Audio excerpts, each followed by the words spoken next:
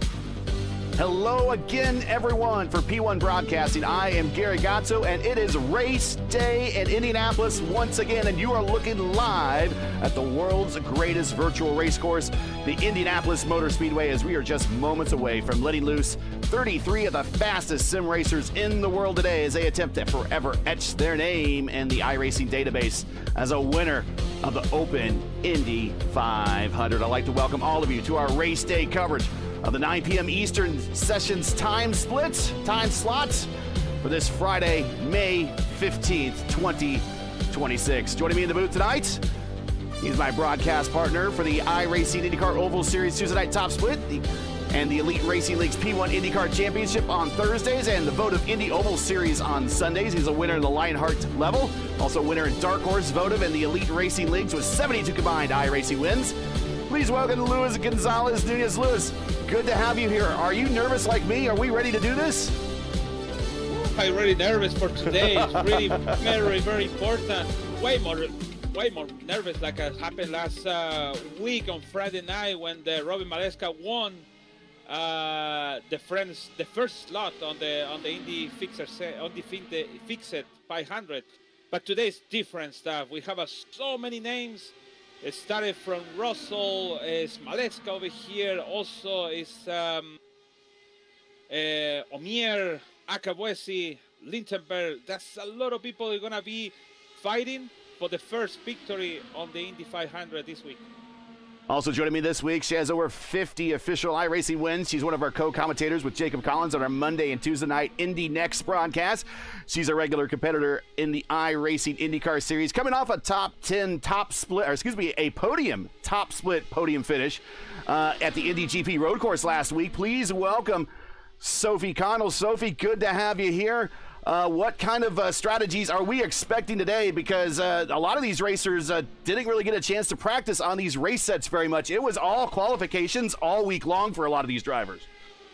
Yes, including myself, Gary. Everyone putting in whatever they can to find what little advantage there is in qualifying to even get here. And so a lot of drivers haven't really played around with their race sets too much. You got to get used to the dirty air, and one of the big storylines I think is going to be developing over the course of this race is there's two different main aero packages that I am seeing here. Everyone's running the wing plane extension on the front wing, but there's some running what's called the Step 1, which is shorter, offers less drag and less downforce, and then there's the Step 2 runners who are running more downforce, more drag, but that should help them in traffic and help them deal with that dirty air, Gary. So should be curious to see how that plays out, as well as the fuel strategy that normally plays out during a 500-mile race.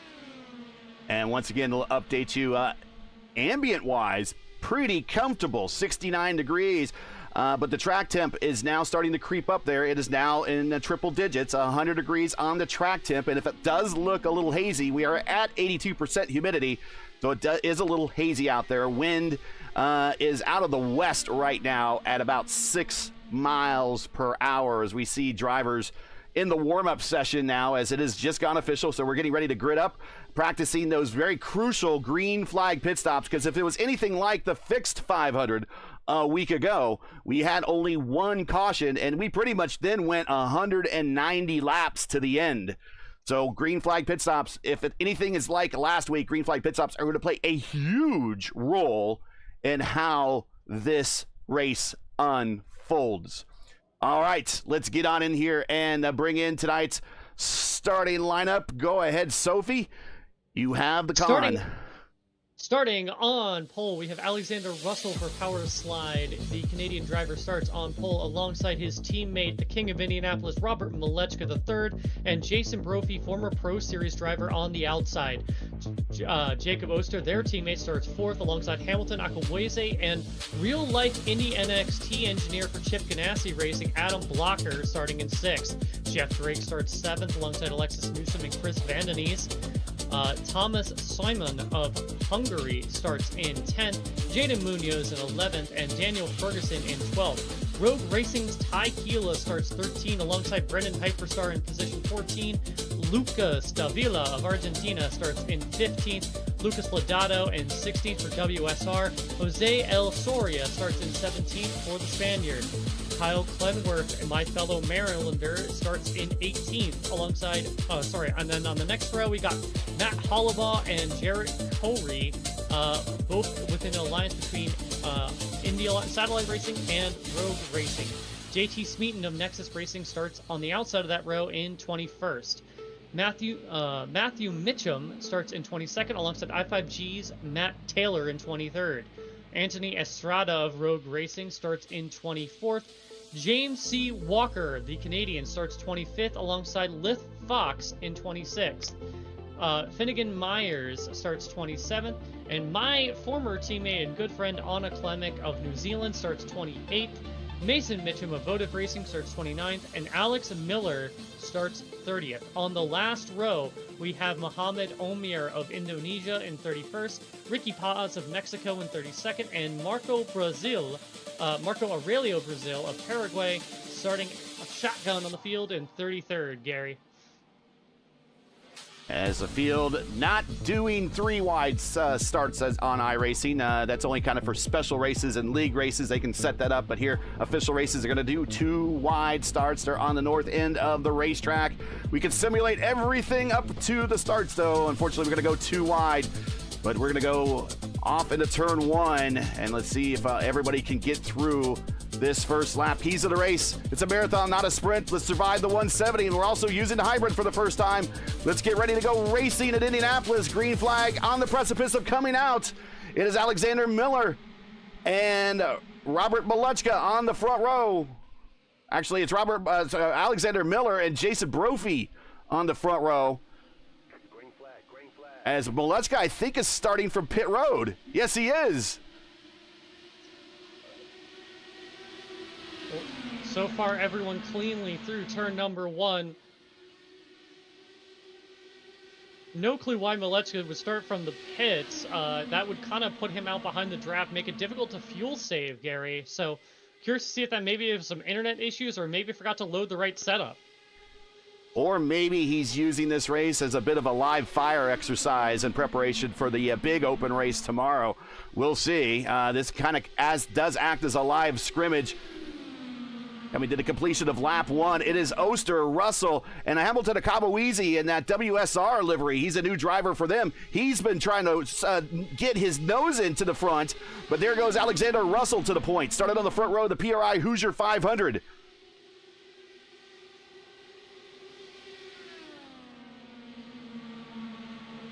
It's Russell, Oster, Brophy, Akabuizi, Blocker, now the 5th, Newsom, Simon, Drake, Vandenessa, and Munoz, your top 10, your biggest mover of the race right now. Clindy,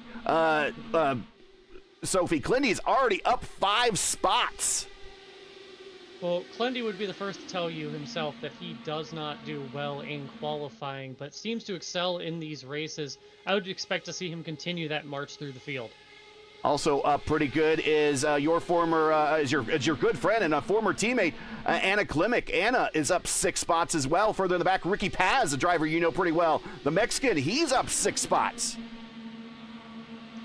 Yes, Taylor Mills Racing, TMR, which is what the team for Anna Klimek, is in alliance with the votive team of Ricky Paz and Mason Mitchum. So there is, even though some drivers aren't necessarily on the same team, for example, Matt Hollabaugh is of Satellite Racing, but they're in alliance with Rogue Racing. They share information. They're probably in the same Discord call, willing to help each other out, make sure that they drop low, say on a straightaway to give someone the edge, so they can complete a pass or work together on pit strategy, Gary. Well, we've already passed the point where we got our first caution in race 1 for fixed weekend, Lewis. Maybe we're going to start settling into a long, nice green flag run here. But unlike the fixed race, I'm already seeing closer racing at the front. The field is not really separating like it did in the fixed race, albeit we're still 4 laps into this thing. Yeah, I see that Ty Quilla a little bit just to going to the front. I see really side by side in between Soria and Lucas Lodato. But yeah, you really, I really agree. It's something really different. Why? Because this is the open setup. It's they waited, they practice, and they put all this stuff for this day, and especially for tomorrow at 1 p.m. on iRacing channel. It's gonna be the main one when they see all the qualifying, and also Constantini is gonna be tomorrow. Because he is the fastest guy all the week in the qualifying. So, but for now, it's gonna be really impressive how they still make it side by side.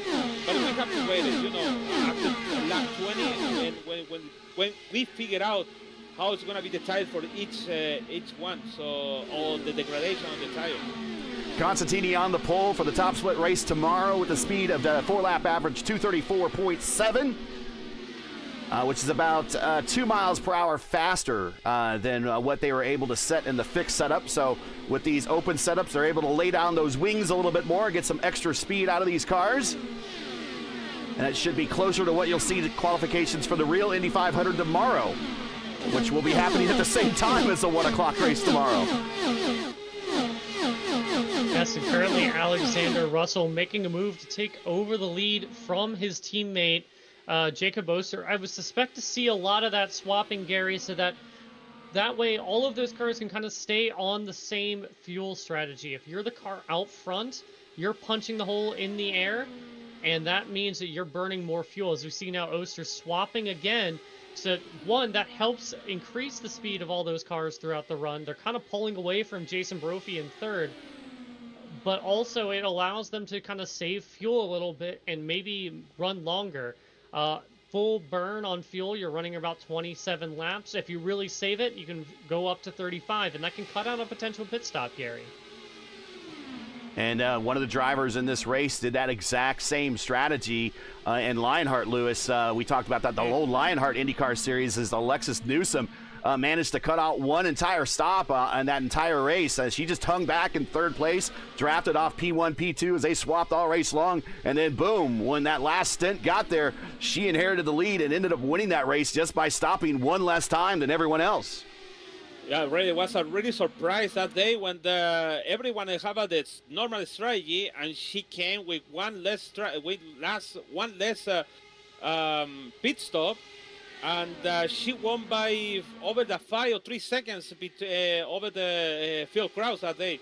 And remember, she is the only and the first one woman in the Lion-Hair Speedway Series, be the champion, and be also the champion in the Indy 500 on the Speedway Series. So it was already impressive to her in that day when even the commentary in that time, the broadcaster people, they didn't realize, wow, she did something we didn't expect it to be.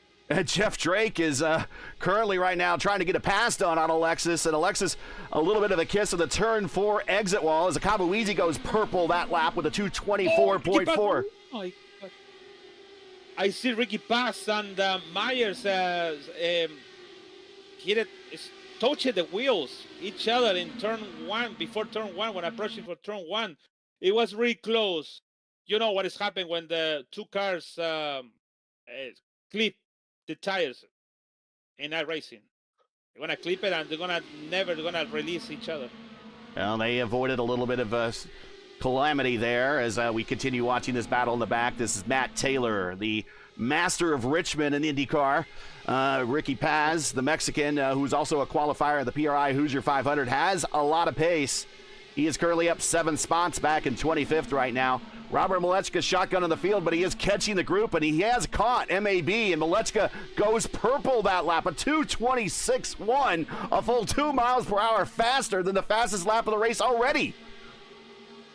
Yes, he currently is just all over the draft range of Marco Aurelia Brazil, and I suspect that Malechka is going to be moving up through the field. He's been very quick.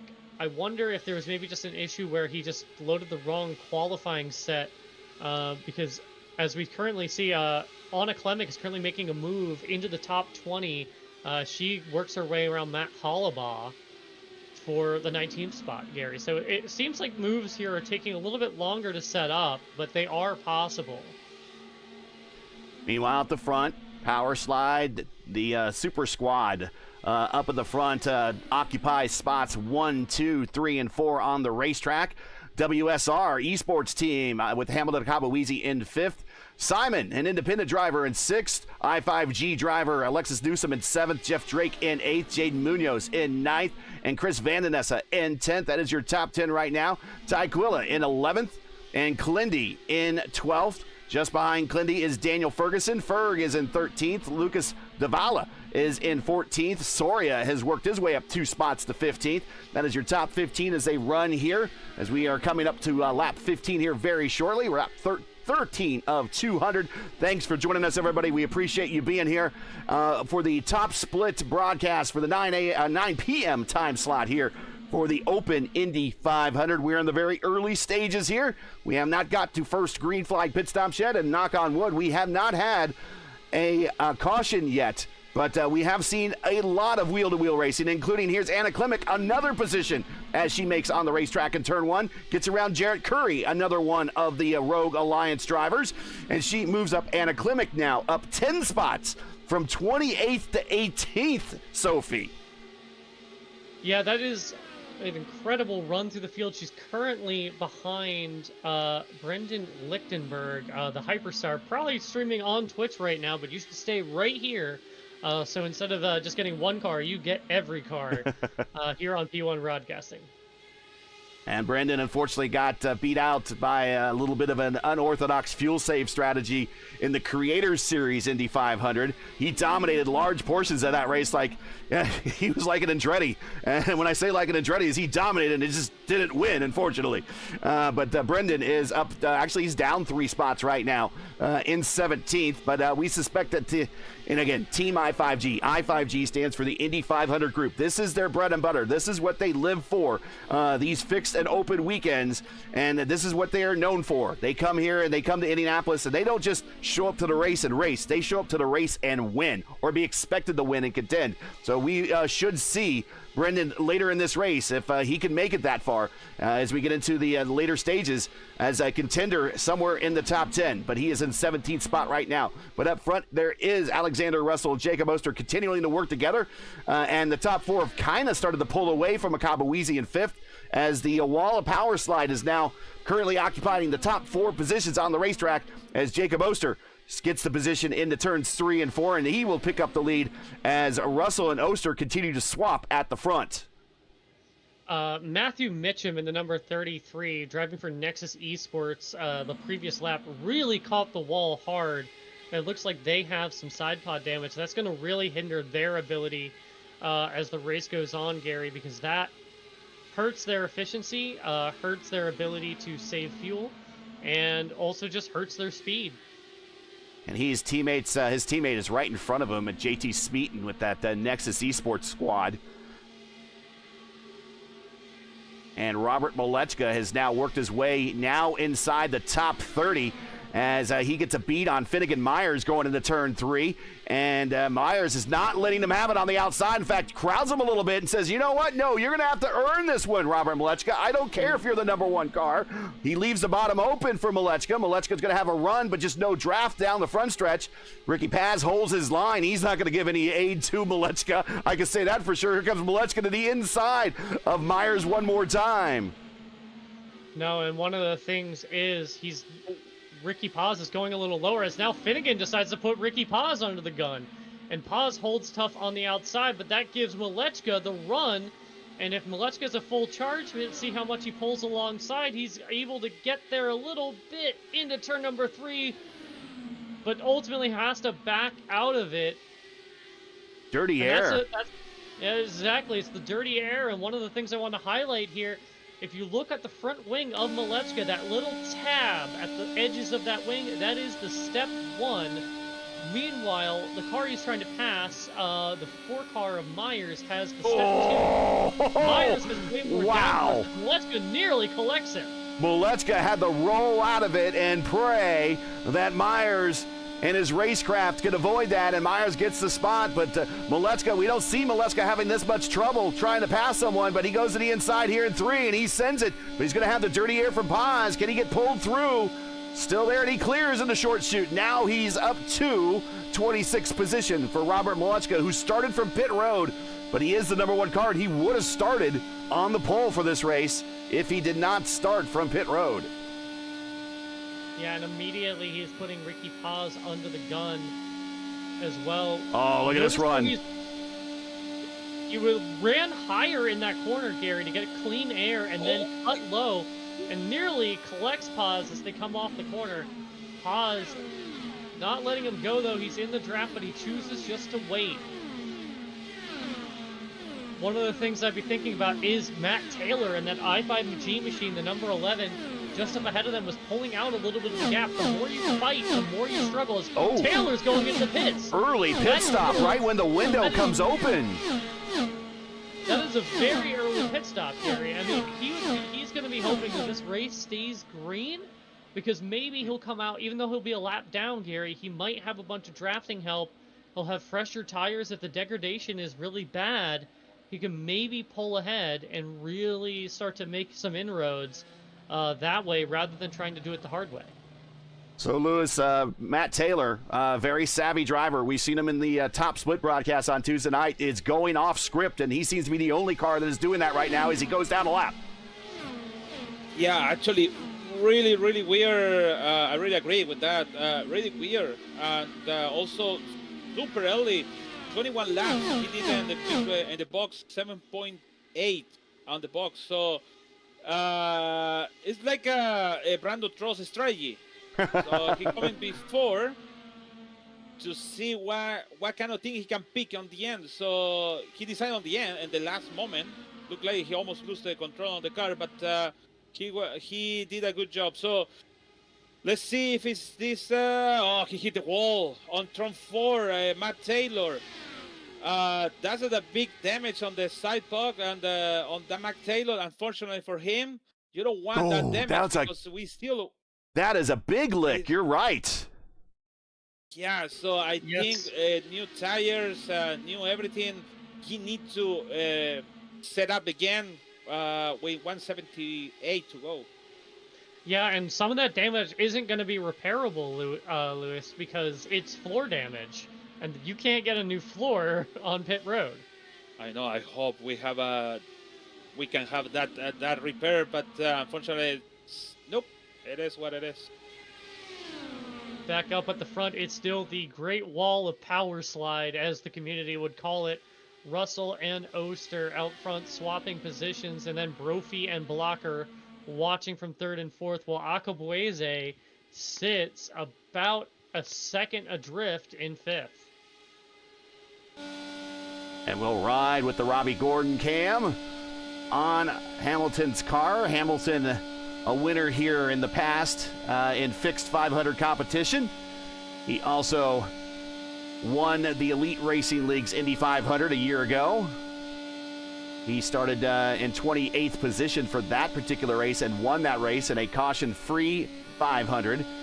He started fifth today, and he rides with a new squad with the new paints. Hamilton Akabueze right now in fifth as he's starting to drop, as you mentioned, Sophie. He's really starting to drop behind that pack, and if that pack continues to pull away, they're going to break the draft envelope on him. Yeah, the draft envelope's about 1.5 seconds, so they're nearly there, and that's going to be huge. Another thing to note here, Robert Malechka up to 22nd. He just got around Anthony Estrada. After getting around Ricky Paz seemed to be and Finnegan Myers really seemed to be the two that gave him the most trouble. He's now aiming a bead on the Thai American driver of JT Smeaton. Smeaton, a regular in the Indy Open Series. Smeaton, and then Matt Hollenball, Jared Curry, Anna Klimek all ahead of Robert Malechka as he does his march to the front. And I'm beginning to wonder, and Lewis, I'm going to ask you first, and then I'll ask Sophie the possibility of it as well. Possibly, yes, he maybe had a problem, but just thinking outside the box, everyone looks forward to that big 1 p.m. race tomorrow. Could he be using this as a live scrimmage, so to speak, and starting from the rear of the pack, do the worst to first challenge, Lewis, and see how his car handles in traffic all race long to prepare himself for a race tomorrow, that he knows everything that's going to happen now with his car, whether he's in traffic or out in clean air? Actually, very smart strategy of the Rover to start on the back. He started like 3 seconds behind on the Marco Aurelio. Yeah. Or something like that. And, yeah, he was way behind. And after 3 or 4 laps, he really catch him. He made an attempted 3 wide between Walken and Mitchum. In some point, he made the pass.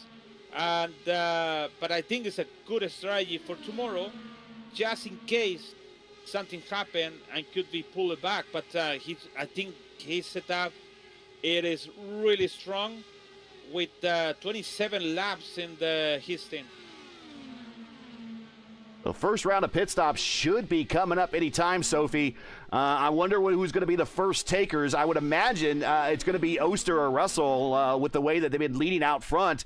I would imagine Brophy and Blocker, they've just been pretty much in line, so they're probably doing the most saving back there. I would suspect we see Oster and Russell anytime here in the next, say, 2 to 5 laps. Yeah, I would suspect that to be the case as well, because, again, they're the ones punching the hole in the air for the teammates behind them. They are swapping, so they are kind of sharing that burden a bit, Gary, but I don't know how much of a difference it's going to make. Might get them an extra lap or two, because about full tank is about 27, and we're on lap 29. The green flag pit stops inbound. We are caution-free to this point, everybody. Gonna knock on wood once again. And frankly, the longer we go into this race, and here they come, just as we expected, coming to pit road. Green flag pit stops for our leaders. Yeah, it's Oster and Russell as they come down the pit lane here. And I want you to notice, if you look at Russell, he does not have his limiter on.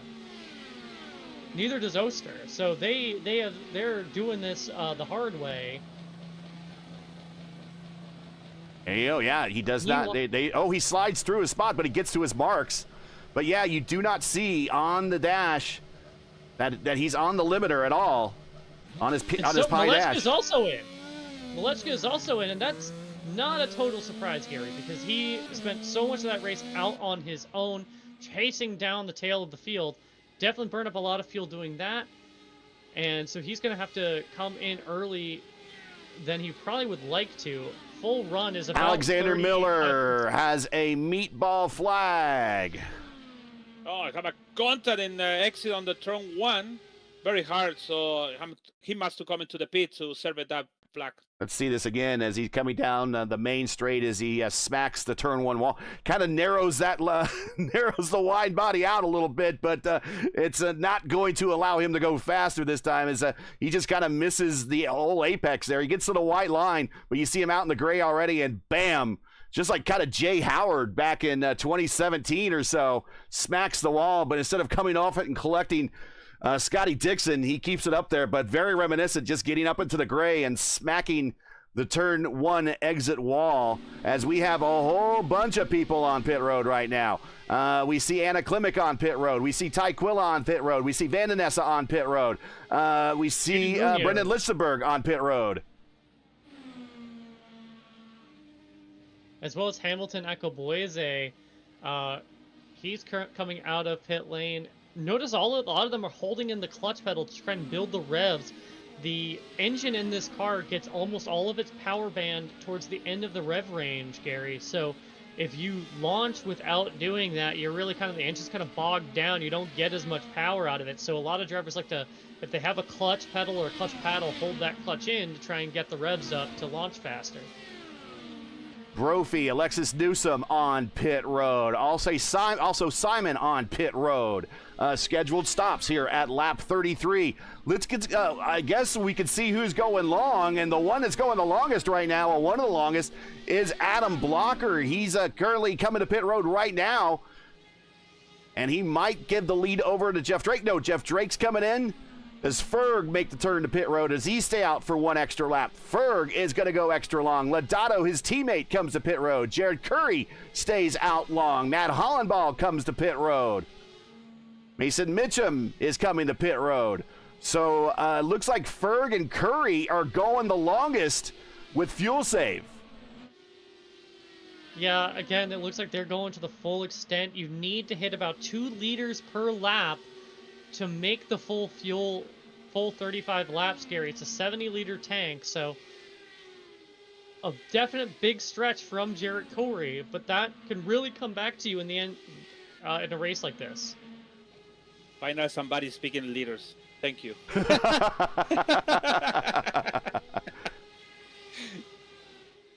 Yes, unfortunately, I still talk in freedom units. Sorry, everybody. I'm just a bad American. I use metric. Oh. I am an awful American if that's the case. Jacob Oster is going to pick up the lead here off of 4, bringing Alexander Russell in tow. Jason Brophy is still back there. Akamba Weezy actually manages to get the drop on Blocker. Jade Munoz, purple lap. Someone say something. I see Robert Maleska tried to make the pass on Lucas Davila. He couldn't. He almost had a contact. Robert Maleska lose the front wing by an inch. So it's really close. I don't know how the net code wasn't over there, contact over there, but it was really close to have a contact. Was this off of 4 or coming into 1? It was turn 2. And turn 1, sorry, turn 1. Turn 1. We'll see if we could replay that here as we went back to that lap. Here's Robert getting the run here at the start-finish line, the yard of bricks. And he does kind of, he stays high. And Sophie, you've been pointing that out. Lucas kind of fades up there a little bit there, gives him a little bit of dirty air. But he's making things very hard for the fixed 500 winner and former Open 500 winner. Yeah, it's so difficult to find that clean air, especially if someone in front of you is just kind of washing up, takes it away at the last second. And that just makes it difficult to really navigate because you're really just kind of on a razor's edge, especially if you're running a more trimmed out setup like Malechka is. And Malechka with his undercut, or actually, I guess he was one of the earlier stoppers, so I guess he did a bit of an undercut as Lucas Zavala is not letting him on by. He is using all that momentum on the high side to hold off Malechka. He's much like we saw a little bit further back with who was he fighting that we saw him fighting that he was having a hard time? Walker, I believe. He was having a hard time with him. And here he is underneath Lucas now. Lucas stays high. Malechka gets back in line. Here comes Anna Klimek to make a battle of it. Klimek stays to the inside. The Deer getting a good run off of 4. She tucks it back in. Meanwhile, in front, there's Soria and Ferg side by side in the 1. As this battle rages all the way through 12th through about 17th on the racetrack, the mid-pack is pretty punchy right now. Yeah, it's definitely Lucas not wanting to give ground, and he's like, I don't care that this is the house Malechka built, effectively. Given how much Robert Malechka has won these Indianapolis 500s. Wow. He holds him off again on the north end of the racetrack on the high side. Malechka's going to be like, come on, man. Yeah, he is definitely none too pleased right now, but it looks like he's going to be closer this time as they head down into the corner, but he just has to give up. The dirty air. The dirty air. Yeah. I think the dirty air is kind of something, but a big high line by Lucas, and that was not the right line. And now it's going to have all the momentum on the backside. Here comes Robert Malechka to the inside, and he might be able to pull the pass off this time as they go into 3. And he kind of has to give it up because, again, remember, Gary, Malechka's on that step 1 front wing, whereas Lucas and Lichtenberg up ahead, they've got that step 2 wing. They are able to get more downforce in the turbulent dirty air than Malechka, and I think that's why Malechka's having such a hard time of it on the low side. Now, this is an open setup race. Can he make, what type of setup changes can he make when he gets to pit road? Obviously, the big obvious one is change the wing angle on the front wing plane. But can he also do some other things to help his car handle better in traffic? So, unfortunately, you can't change your aero configuration that much, Gary. All you can do is change the front and rear wing angle. So, he might want to put some more front wing into it, and he might want to take out some rear wing, maybe. That's all he can really do, but that's still kind of either adding downforce to the front or taking it away on the rear. That's all you can do besides the in-car tools. Best seat in the house right here is Anna Klimek, as she's right behind this battle. And again, Lucas manages to hold off Malechka. Yeah, and again, both Klimek and Malechka are on that step 1 wing. And I'm curious to see how that's kind of playing out over the course of the run, because this has got to be killing Malechka's tires. And it was overall pace. As, again, Lucas, getting the run on the high side. A lot of momentum there in that second groove, Lewis, as he's going to be able to hold off Malechka again for another lap. Yeah, it was already impressive. Even with the piece of the setup we have Robert Malechka now, I think. Nearly got in the back of him there. I think he might be. I don't know. Maybe just me. Chat, you can shout it out. You can think what he's doing. I mean, is maybe Lucas doing a little bit of mirror driving right now? No, I don't think he's doing his job. He protected the position, and that's the thing. And he's doing a good job, actually. He have the dirty. It's not the dirty air, but he have the draft of Lindenberg on the front, so he can protect it in turn 1 and 2, 3 and 4 all the laps. But unfortunately for Robert, every time when he come into the main or the back straight, they have the draft of the Lindenberg, so it's no help. And I really agree with Sophie.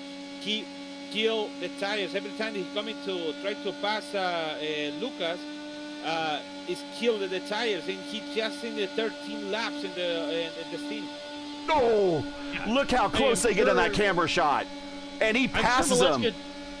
Malechka finally gets by, and I'm sure he sees that a little differently than you did, Luis. Not saying it's a fair perspective, but it's certainly a perspective, as now he's got to hunt down the Hyperstar. I have not seen a driver, and here comes Anna to the inside, as we are on the Robbie Gordon cam of Lucas, and Lucas lets Anna on by, but I have not seen a driver give that much mid-pack grief to Robert Malechka in a very long time. It's been a long time since I've seen that, really.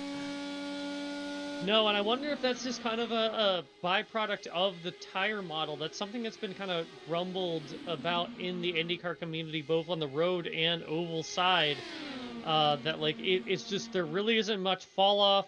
The way it kind of behaves on the oval kind of stunts some of the racing and makes where it's a little a little harder to pass, and we kind of are seeing that there with what Lucas was able to do, as Malechka wastes no time to catch up to Lichtenberg. Battle of the super teams here between I5G and Power Slide. Go ahead, Lewis. Oh, we have some DNF and DC. So DNF for Taylor, DNF for Taylor and Miller.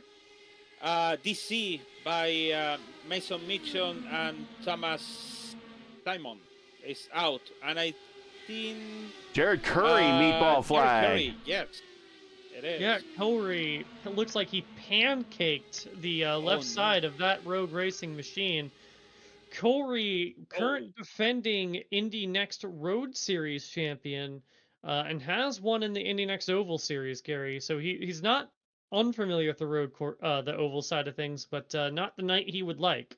And he's with a very good team on the ovals with Rogue Racing, and he just got up in that high groove and could not keep it. He might have already been damaged by this point, and I think that's kind of why he was so high in the groove, and the pass was made so easy on him. But he managed to keep it off the wall, but he's coming to pit road to get attention of his crew and maybe try to repair and then nurse this car for the remainder of the 400 miles that are still ahead of us. As we've passed the 100-mile mark, we're now at lap 47, coming up to lap 50.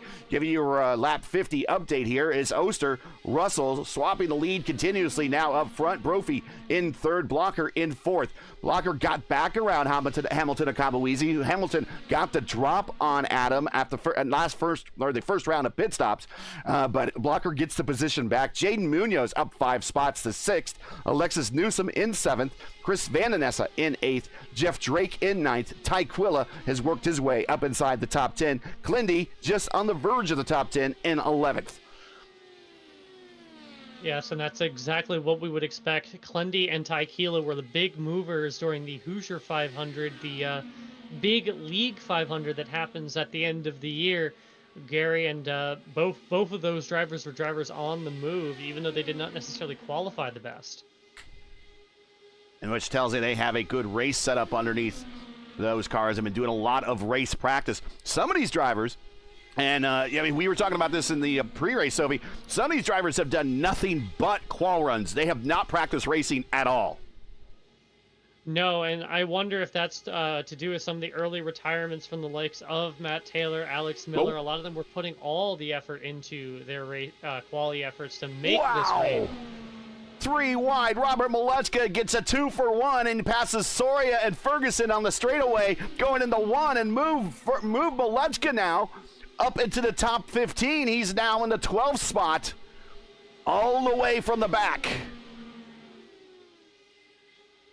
You know, this is very reminiscent, Lewis. We were also talking about other names of drivers we were talking about drivers who were getting booed at the 500 now, or at the Indianapolis Motor Speedway, and Alex Palou is now one of those. And I said one of the drivers I remember getting booed very badly back in the day was Juan Montoya, and now we see Soria getting a shot on Malechka, getting the position back.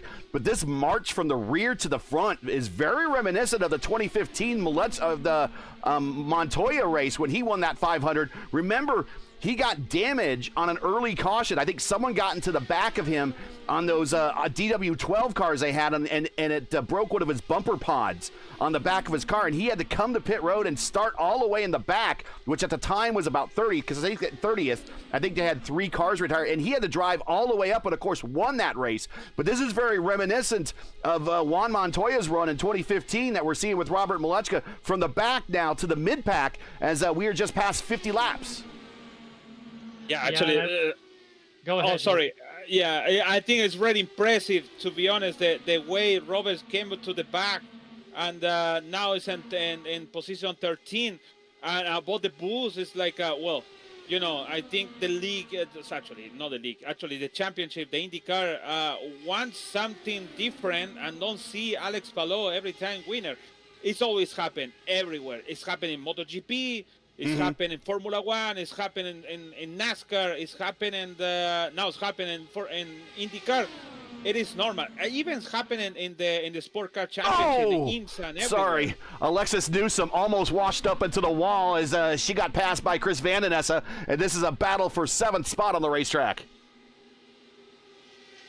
Yeah, one of the things not to dampen the hype around Malechka's run through the field, one of the reasons Jose Soria is able to kind of pass Malechka back and they're kind of swapping back and forth is because there is no one for Malechka to draft onto. Kyle Clenworth has pulled ahead of them by about 3 seconds, and the draft envelope's about 1.5 seconds. So Malechka's not going to have any help unless there is a caution, and I don't think many drivers in this field would root for a caution, but if there's anyone out there doing it right now, it is Robert Malechka.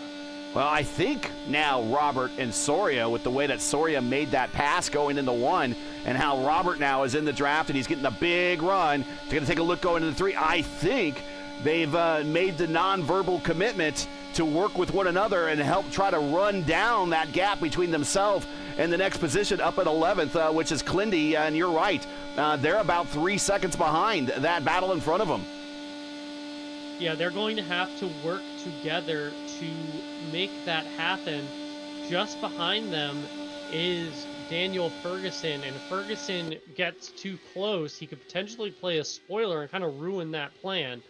So, yeah, if I was Clendy, I would not be rooting for a caution right now. Right, for sure. Malechka, I would be. And Clindy actually has a little bit of rear gunning help with his teammate Ty Quilla right in front of him.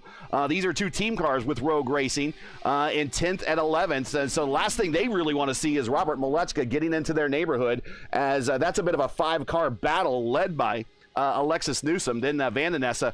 And I think Newsom and Van den Nessa now have linked up, and they're starting to work together, because they need to really run down a huge gap to Munoz. Munoz is 7 seconds up the road from them. They would like to see a caution maybe to run that gap down, because if we go green, that gap is only going to get bigger. Yeah, if it stays green, that gap is going to get bigger. And a lot of the reason that gap is so big, Gary, is how critical those green flag pit stops are. We are kind of easing up to the opening of the pit window again. We are. And so one of the things you'll probably want to look out for is drivers will probably be dumping their hybrid, because if you have a full hybrid charge, you don't have as much when you go to hit the brake pedal.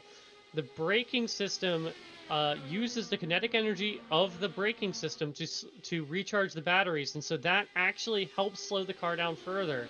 So a really good pit cycle would be having your hybrid charge empty, slowing all the way down as quickly as possible to hit the pit speed line, making sure that you go as fast as you can on pit lane without getting caught speeding, and nailing your pit stop. And if you don't do that, you can find yourself further back in the field, and you can find yourself getting jumped, just like Adam Blocker found himself getting jumped by Hamilton Akabueze. If you enjoy P1's coverage of the official Open Indy 500 on iRacing, make sure you support us by smashing the like button below and subscribe so you don't miss out on the next race. We are now at lap 57, very shortly getting to lap 60, watching the lead 6 right now. That is your lead 6. They're ahead of about by 7 seconds over the next closest pack behind them. And they all had very efficient pit stops on their first stop. And you're right, Sophie, we are now in that window. Oster and Russell came to pit road at lap 29 on their first stint. They're at lap 28 right now. So we suspect that they will come to pit road within the next lap or 2. Yeah, the pace lap does burn a little bit of fuel, Gary, but it doesn't typically cause you to not be able to make that additional lap. There they are. Russell and Oster sliding into the pit lane now. Oster looks to gain a little bit of ground on entry on Russell there. 60 miles per hour on pit road. After going 230 miles per hour plus, getting down to 60 feels like you're sitting still. Remember, 60 miles per hour is highway speeds for a lot of us pedestrian folk. So they are still moving at a pretty good clip. And these cars do not like to slow down. They do have super speedway brake discs on them, and they are smaller brake discs than the road course brake discs.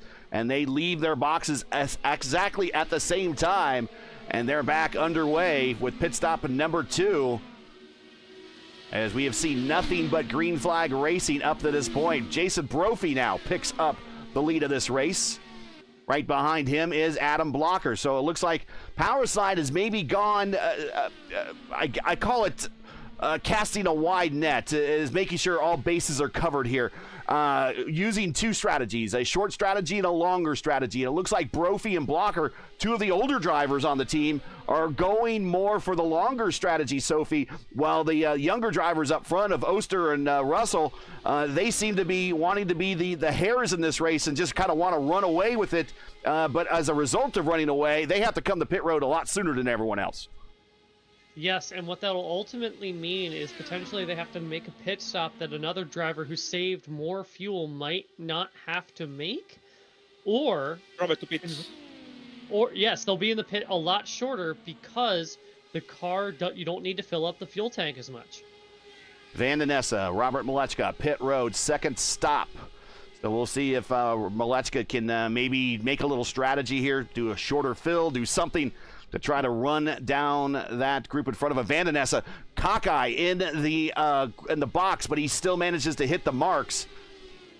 And he's down and away. Malechka, he's still up on the jacks. They'll be dropped in a minute. There he goes, dropped in a minute, dropped in a second there. And a new set of Firestone Firehawk tires and Shell Racing fuel, and he's down and away. His second stop of the day complete. But Blocker now is your leader as he is working with his teammate Brophy. The black and the green cars in identical paint jobs. It's different colors. Jaden Munoz now in third. Akabuezi pit road. Noticing that Akabuezi, he was parked very close to that white line, so he's maximizing his time in and out of that box by not wasting any time, any unnecessary time in that box, trying to shave off a few tenths of a second. He's now on pit road. Got to be careful not to cross that white line. That outside white line in the short chute, you cannot cross. Your tires cannot fully cross it or you will get a black flag. Yes, and Pepperidge Farm remembers when you could cross the first line and kind of square up that pit exit a little more, and now they penalize you for that. Munoz on pit road, and Jaden Munoz, black flag, pit road, speeding, coming to his stall. 40-second hold. Yes, I saw him lock it up as he pulled off. This is such a tricky pit lane to get right, and he just locked it all the way up. Yeah, watch this again as he comes in. He's just locking, he's like, and he kept it off the wall. But unfortunately, that's going to be a 40-second hold, and if this race continues to run green flag, he's not going to be able to pull a Jacques Villeneuve at all and come back from this deficit and try to win this thing without any caution. And there he is. He's still currently being held on pit road for the penalty, and he will be released here very, very shortly. And there he goes. So now this all of a sudden becomes a bit of an extended test session for Jaden for tomorrow's race. Adam Blocker, pit road. It's so frustrating when you get a penalty like that because you just know that it has ruined your race. But if he gets a caution, he might be able to maybe get the wave around and get back on the lead lap. But he would need things to fall his way for that to be a possibility for Munoz. And that was the case for Jacques Villeneuve in 1995 when he won his one and only Indy 500. He was penalized for passing the pace car by USAC for 2 laps. And managed to get that back naturally without the aids of wave rounds and everything at that time, and won that race. So it is possible. In fact, I've seen someone in the lineup here in a race that I broadcasted, and there goes one of them, Jason Brophy. There he is. He came back from 2 laps down at Pocono in the Elite Racing League back in their 2024 A season, I believe, to win that 500-miler. So it is possible to do it here in the sim, but he had some help from waiver rounds and whatnot. Villeneuve did not have the help of a waiver round. He had to do it the old-fashioned way, as the old Smith Barney commercials in the 80s say. He earned it. Oh no, Matt Halliball also too, black flag. Oh, Matt Halliball speeding on pit road for the Satellite Racing driver, former Elite Racing League champion, and this is a very early stop. Maybe he can recover, but this is going to be very, very painful, Sophie. Yes, literally over voice chat, Lucas Lodato asked, Matt, did you make it? And Matt just said, no.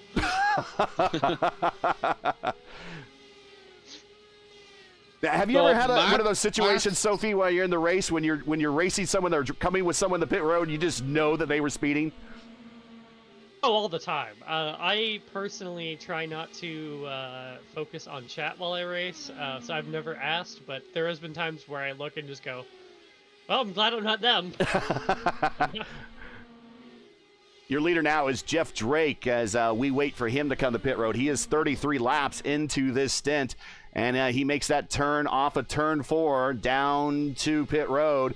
He needs to get down to 60 miles per hour by hitting on that white line with those yellow cones up the top there. He needs to be at 60 miles per hour, and he now comes to the service of his crew. So Jeff Drake looking to be the economizer right now, as getting the most out of these first couple of stints on fuel as he answers pit road, the call to pit road. Back out on the racetrack, though, that is going to turn the lead back over to the duo of Alexander Russell and Jacob Oster, as they now have a little bit of lap traffic separating themselves and Jason Brophy, who's in third, in the form of Lith Fox.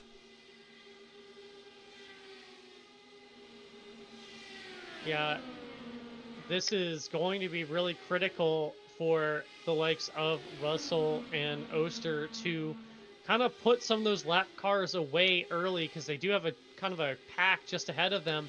And same thing goes for Jason Brophy. If Brophy wants to advance his position past P3, he needs to get through, kind of sight this way through these cars to stay within draft range of the 2 cars ahead of him. Jeff Drake comes back out and he pops into the 9th position, right into a big hive of bees with Alexis Newsom, Van Nessa, Ty Quilla, and Clindy. So he has got to get it right back up to battle right away. He can't afford to baby those tires any more than he has to right now, as he gets thrown right into the path of battle with a battle between 7th, 8th, 9th, and 10th on the racetrack. So Jeff Drake back out, but that 9th spot.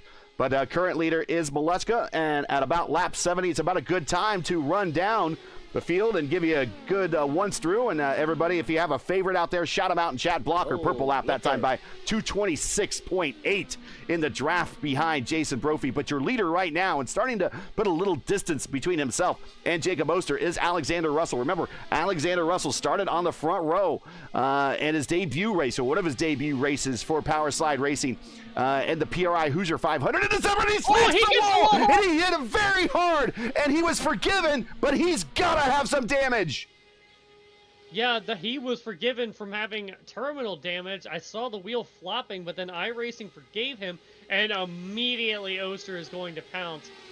What a heartbreak for Russell there. He just pancaked the wall, and that, yeah, he has got floor damage. I am looking at it right now, Gary. That is going to hinder his chances. He still has a strong car. There's some things you can maybe do, Gary, but your options are quite limited. Yeah,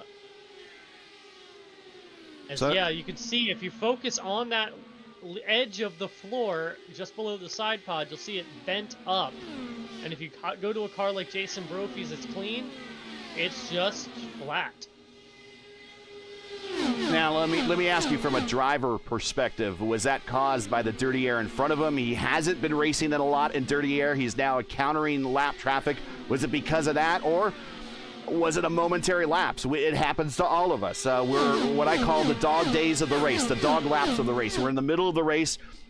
All these drivers are doing really now are just trying to maintain pace, pick up positions, and make it to the next pit stop so they can make it to the next pit stop, so they can make it to the next pit stop, so they can get to the last pit stop to get to the end. Did maybe he lose focus by just, it's just, kind of turning into a bit of a boring green flag run? Or, I mean, what are your thoughts on that, Sophie, being the driver expert here? Put yourself in his shoes. I mean, I've been in that exact position where I've made that exact mistake. If you haven't been running in dirty air very often, particularly during this race, it's so easy to forget how much you need to lift, forget where you need to place the car, or that you need to study the car in front. But also, it could just be a lapse of judgment. It's one of those things I would say is a bit of column A and a bit of column B, Gary. And a good opportunity here while we have Jacob Oster in the lead to transition to one of our little promos for tonight. And, yeah, this is the P1 600. He's the defending winner of that.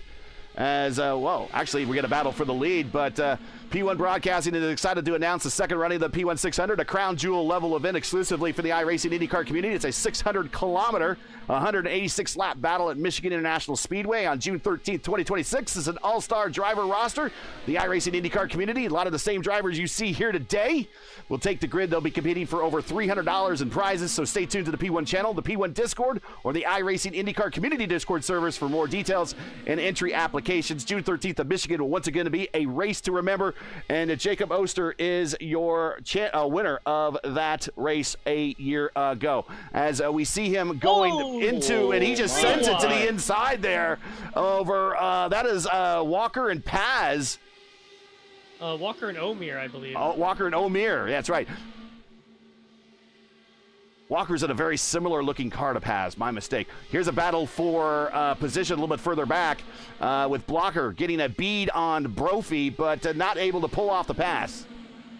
Yeah, and that's over position number 2, and if you notice, there's 3 cars between them.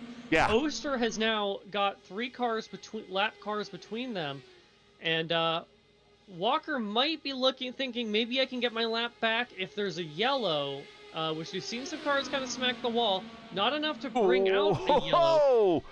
Wow, Smeaton got really... Oh, wait a minute. I'm trying to... That's Mitchum, I believe. And that's Matthew Mitchum. Yeah, that's Mitchum. He is in one of the Nexus Esports cars, and he got really close to Omir, and he had the lift, and that's going to open up the door for Brophy. Brophy trying to get by him, but see what we got going on in front of these, as you know, there's no blue flag rules here on oval racing, so they're not being told to move over, but they're also racing for position. The cars immediately in front of this battle, Brophy and Blocker, they're also racing for position where they are in the order. Yeah, and one of the things is, if you are a James Walker, you actually want to try and repass Oster, because if a yellow flag comes out and you're back ahead of him, you get your lap back, the field gets bunched back up, and you get cycled to the end of the field. You are reprieved from being a lap down, and maybe you could go into the pit stop, kind of make some adjustments to your wing, maybe figure out, hey, I got the step 1, it's not giving me enough downforce, I can kind of crank up further on that wing, and maybe, make some adjustments and make a reset and refocus. But if you are someone further back in the field with less of a chance, you're not really going to be fighting, as we see Matthew Mitchum just kind of fall away, as now Brophy's working on Omir. We'll go back to that battle a little bit further back. We were looking at Robert Malechka. He got around Glindy, and he is using the high line to make up a lot of time now, and he's gotten around Jeff Drake. He got around Soria, and he's slowly moving. He's caught this group just by virtue of the pit stop and being able to maximize his in and out laps. He's ran this group down. Remember, he was about 6 seconds behind this group at one point. Yeah, and that was a storyline from the Hoosier 500, Gary, was the fact that all of the power slide drivers were gaining on average about 3 seconds over a pit cycle. And we saw that with the likes of Russell and Oster.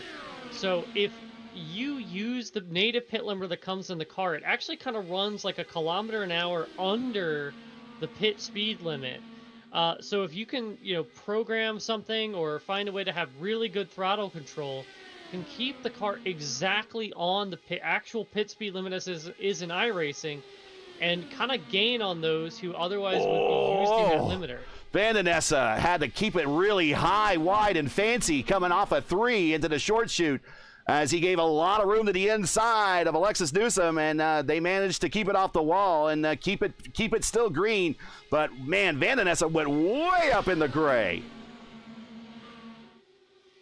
Yeah, and Van Nessa then takes the position back from Newsom, who is probably looking at the rapidly approaching Malechka, kind of waiting with dread to find out when she is going to fall victim of the hard-charging power slide driver.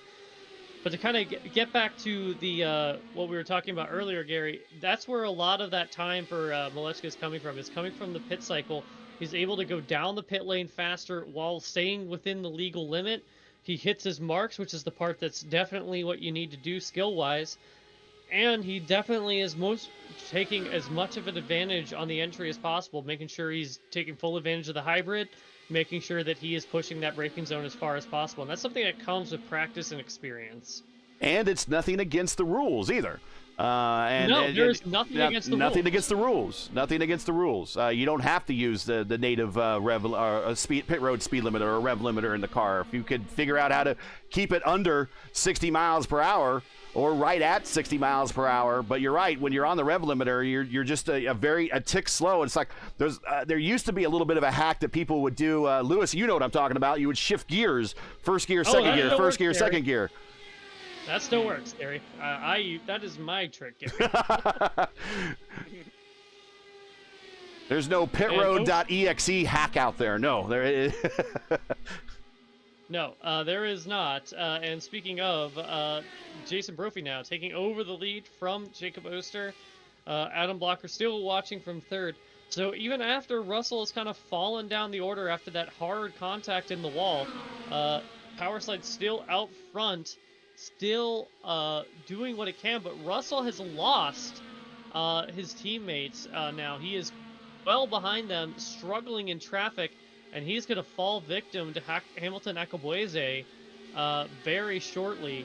Hamilton used to be of Team I5G as well of formerly of the team known as Fiercely Forward. Now those most of those drivers have migrated over to Nexus Esports. But the WSR driver should be able to make short work of the Canadian, because the Canadian has that floor damage. And he should definitely smell blood in the water. In fact, I'm sure if they have someone in their team comms kind of working the box, so to speak.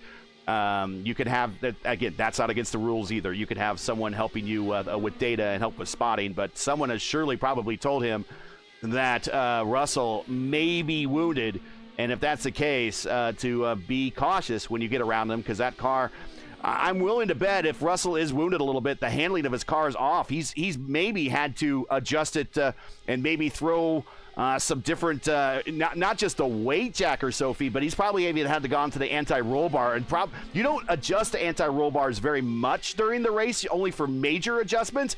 With a hit like that, there's probably a major adjustments involved, and his car is probably not only just being down on speed with floor damage, but it's probably not handling anywhere near it was earlier in the race prior to hitting that wall. No, and for the viewers at home, how that floor works, it kind of, you want to try, that basically generates a lot of the downforce for this car in a way that is more efficient than the wings that you see on the car. The floor is shaped in such a way that it creates a low pressure area, and so that kind of helps suck the car down to the track. And then when you kind of bend that floor up, that alters how much low pressure air is being generated by that floor.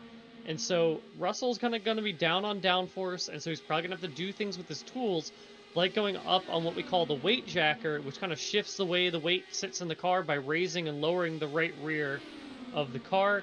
You can also adjust his anti-roll bars, but doing all that has a cost, Gary, and that is that Russell is probably going to be burning his right rear tire or his right front tire more than he would otherwise be because of the adjustments he needed to make. And it's also harder for him to pass to see how much he struggled to pass Walker here. And, yeah, he does get around Walker. Walker, who is down in the order, is running a little bit slower, and he had a hard time getting around him. But if you've ever seen when one of these Indy cars ever flips and you see the bottom side of them, there's different tunnels.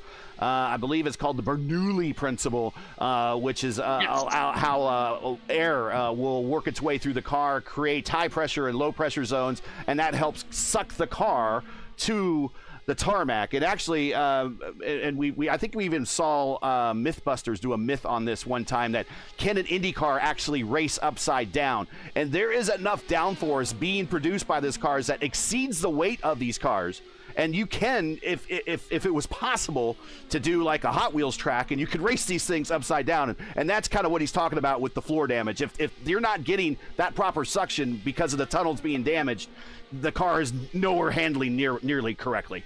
And the early cars that we saw of IndyCar in history going to really starting with aerodynamics like that was really started kind of pioneered by Hall Racing, yes, with the Chaparral back in 1979 and 1980, source driven by Al Unser Sr. in 79, and then won by Johnny Rutherford in 1980. Yes. So just want to highlight Ty Keela and Chris Vandeness have been swapping back and forth. This has kind of allowed Alexis Newsom in the 15 car to pull away. Alexis working for I5G. She is been kind of quiet, quiet, steady hand right now. And Lewis, we see Jacob Oster on pit road. This time he comes to pit road, and he doesn't have a buddy like he's had the last couple of times. He's doing it by himself now. Yeah, he have 30 laps on the stint. I really surprised it can be wait a little bit more, but I think it's time to come in with 1:11 to go. It should be roughing. You know what? We're talking about wrestling at some point. We always talking about wrestling. Yeah. The fourth horseman is missing Robert in that lineup because we have a Brofin blocker. That's right. We have nicknamed them the Four Horsemen of IndyCar Racing on iRacing. They can hold the four fingers up, but that doesn't necessarily mean they got 4 Indy 500 wins, although Robert probably does, and I think Blocker actually does as well. But yeah, this is the Four Horsemen of IndyCar Racing in the iRacing IndyCar community. It's Blocker, Brophy, Molechka, and Oster. Yeah, we have Ric Flair, Anderson, Blanchard, and Ollie Anderson also too in the iRacing and the community and IndyCar. So, but so far, I think Ric Flair is Robin Valeska. It is back on the pack with 13 seconds behind. Now, to be the man, you got to beat the man. And Robert Molechka is the man. Of course, he won last week's the fixed broadcast and also our broadcast. So he swept both of those. Back in 2024, when we returned from the darkout period or the blackout period, he won the fixed and open top split broadcasted races as well. He's looking to do that again this year. Of course, he won the PRI Hoosier 500. He dominated the race that we had here in the top split broadcast on Tuesday night, leading up to the fixed 500. So he is the. I asked, what is a bigger? We call him like King Molechka right now, King Robert, and we asked what is a higher rank than a king, and I had to research that. A higher rank than a king is an emperor. But an emperor is kind of evil because everyone thinks of like Emperor Palpatine or something like that, or the bad emperor from Flash Gordon or whatever. But I can't really call him an emperor because he's really a nice guy. He's a good guy, but I guess he would be the emperor of Indianapolis. Yes, I don't really. No. He hit the wall. Oh, Robert Molechka hit the wall. Commentator's curse. Oh no. We got to check this out again from a better angle on pit road. But Robert Molechka hit the wall on pit road. Let's see this again. He locked up his rears on entry, and if he doesn't have wheel damage, he'll be very lucky. That is repairable. They'll take about 5 seconds, but if he's got wheel damage, that's day over. Oh, right in front of Ty. Ty goes to the inside, and he has Clindy, his teammate, had to take evasive action, but that is nose damage unless it snaps back into place, and he is not being forgiven. And commentary jinx right there. Oh my goodness. And he is back underway with the new nose. Yeah, 13.3 seconds for repairs. Yeah, and that's about expected. Brophy, 5 pit road. seconds. Yes. 5 seconds is about what it takes to get a whole new nose section in these cars. Yeah. Just quick release bolts. So tough break for Robert Molechka, but he should be able to, still get a decent result out of this, Gary. What other type of damage might be on his car as a result of a hit like that? Wheel damage. So ironically, I have done the same thing. I was competing in a open setup league about a year ago, Gary, in their 500, and I was dominating the race, much like we're seeing the Power Slide cars doing here, and I did the same thing as Malechka, because I just forgot you have the brake bias set too far back, and you really need to get hard on the brakes to make that pit speed line, and you just lock it up and nose it into the inside wall. It's one of the things that when I spot for a lot of people, I love spotting for these races and running data and strategy. It's one of the things I always say right before, as they cross the start-finish lines. We see Blocker coming to his stall and going up on the jacks, giving the lead over now to Jeff Drake, who is going long yet again. But I always tell the driver, as soon as they cross the start-finish line and that next lap they're coming in, I always say, when we especially get to the back straightaway, is I say, check your brake bias, make sure it's set in the way that you run it to set your car so it doesn't bite the brakes like that. And we've seen it more than one occasion, and not just happen to seasoned drivers, but even the rookie drivers. It happens to everybody. It is such a common occurrence, and it's happened to me, it's happened to you, and unfortunately it's happened to Robert Malechka for this 500. Yeah, and there is a saying about this track that it's a track that chooses its winner, and right now it is not favoring Malechka with a moment like that. Maybe it doesn't want an emperor. No, maybe it doesn't want wrestling references. I don't know. I'm not a wrestling gal, Gary. So I don't know. I don't know who any of these people are. We keep things in these middle laps very open for additional discussion, because these middle laps of these 500-mile races can just drag on. You got to have other things to talk about. Here comes Lucas Lodato coming to pit road from third spot. Yeah, and one of the things I wanted to highlight, I mentioned that Russell had that floor damage that was really hurting him. He has actually been able to make moves on Hamilton Eccleboise and kind of hang with the WSR cars, as well as Jaden Munoz. That he's not letting them get away, and it's not like a cakewalk. So, goes to show how much effort the Power Slime with Team Hype cars have really put into their setups. They've been dominant in the Pro Series on these ovals, Gary, and this is just a textbook example of just how much work they put into those cars. And he might have made some aero changes on pit road as well. I'm sure they have someone working within their team on their box, so to speak. And they might have adjusted the aero on that car to kind of compensate for bad handling. But there you see the conditions right now as Eccleboise and Russell are kind of swapping positions. And that is, who is that right behind him? That is... that is Munoz, who is down in 22nd position because of speeding on pit road, I believe. He's down one lap, but then you see 105 on the track tip. Track tip is coming up, Lewis. So, I mean, that might be the great evening factor right now, is that everybody, because of the tracks now getting hot, is having handling issues, not just cars that are maybe have damage on them. Yeah, actually, it is true. Last time on the fixed set, it was like an 115, almost 20, and then went down again on the end of the race on 106, but different stuff because it was a fixed setup. Now, this guy can, like Sophie talking about entire race, about the mix set, about the setup inside, also about the pit road. They can change the winds.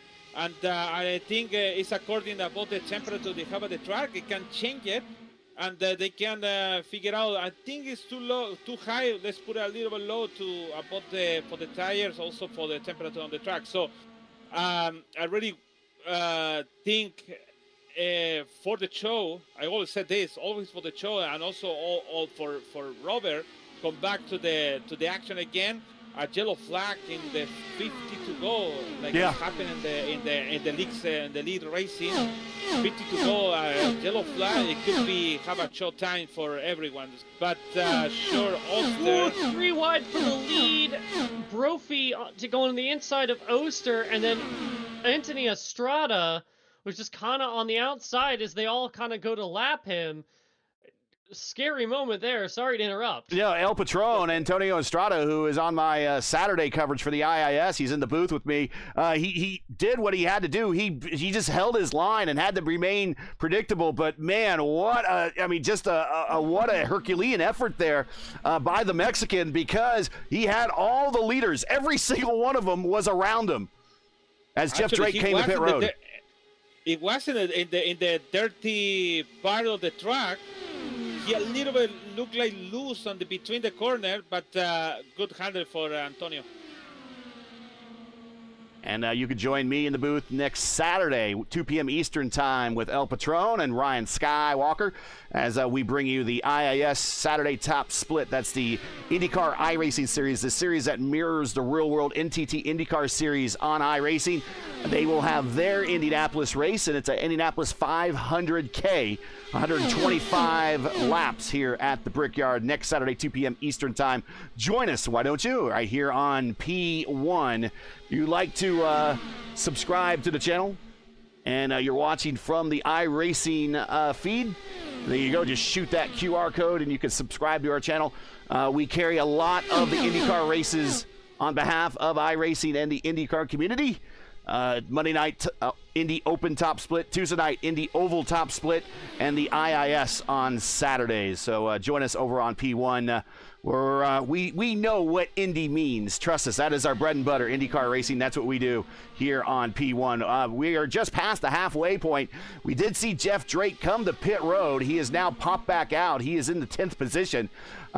He's really looking at, well, if he could keep squeezing out these 34s and 35 lap runs, he's looking at maybe 2 more stops, Sophie? Yeah, so he would need to, so if you run 35 laps, 70 laps, you can start doing the math, and eventually it adds up to that 1 less stop. So there might be, if Drake can really keep squeezing it out, he might be able to be the winner at the end of the day if it goes green. And he is currently in 10th position, 23 seconds total behind the leader, as he's now racing with Robert Malechka.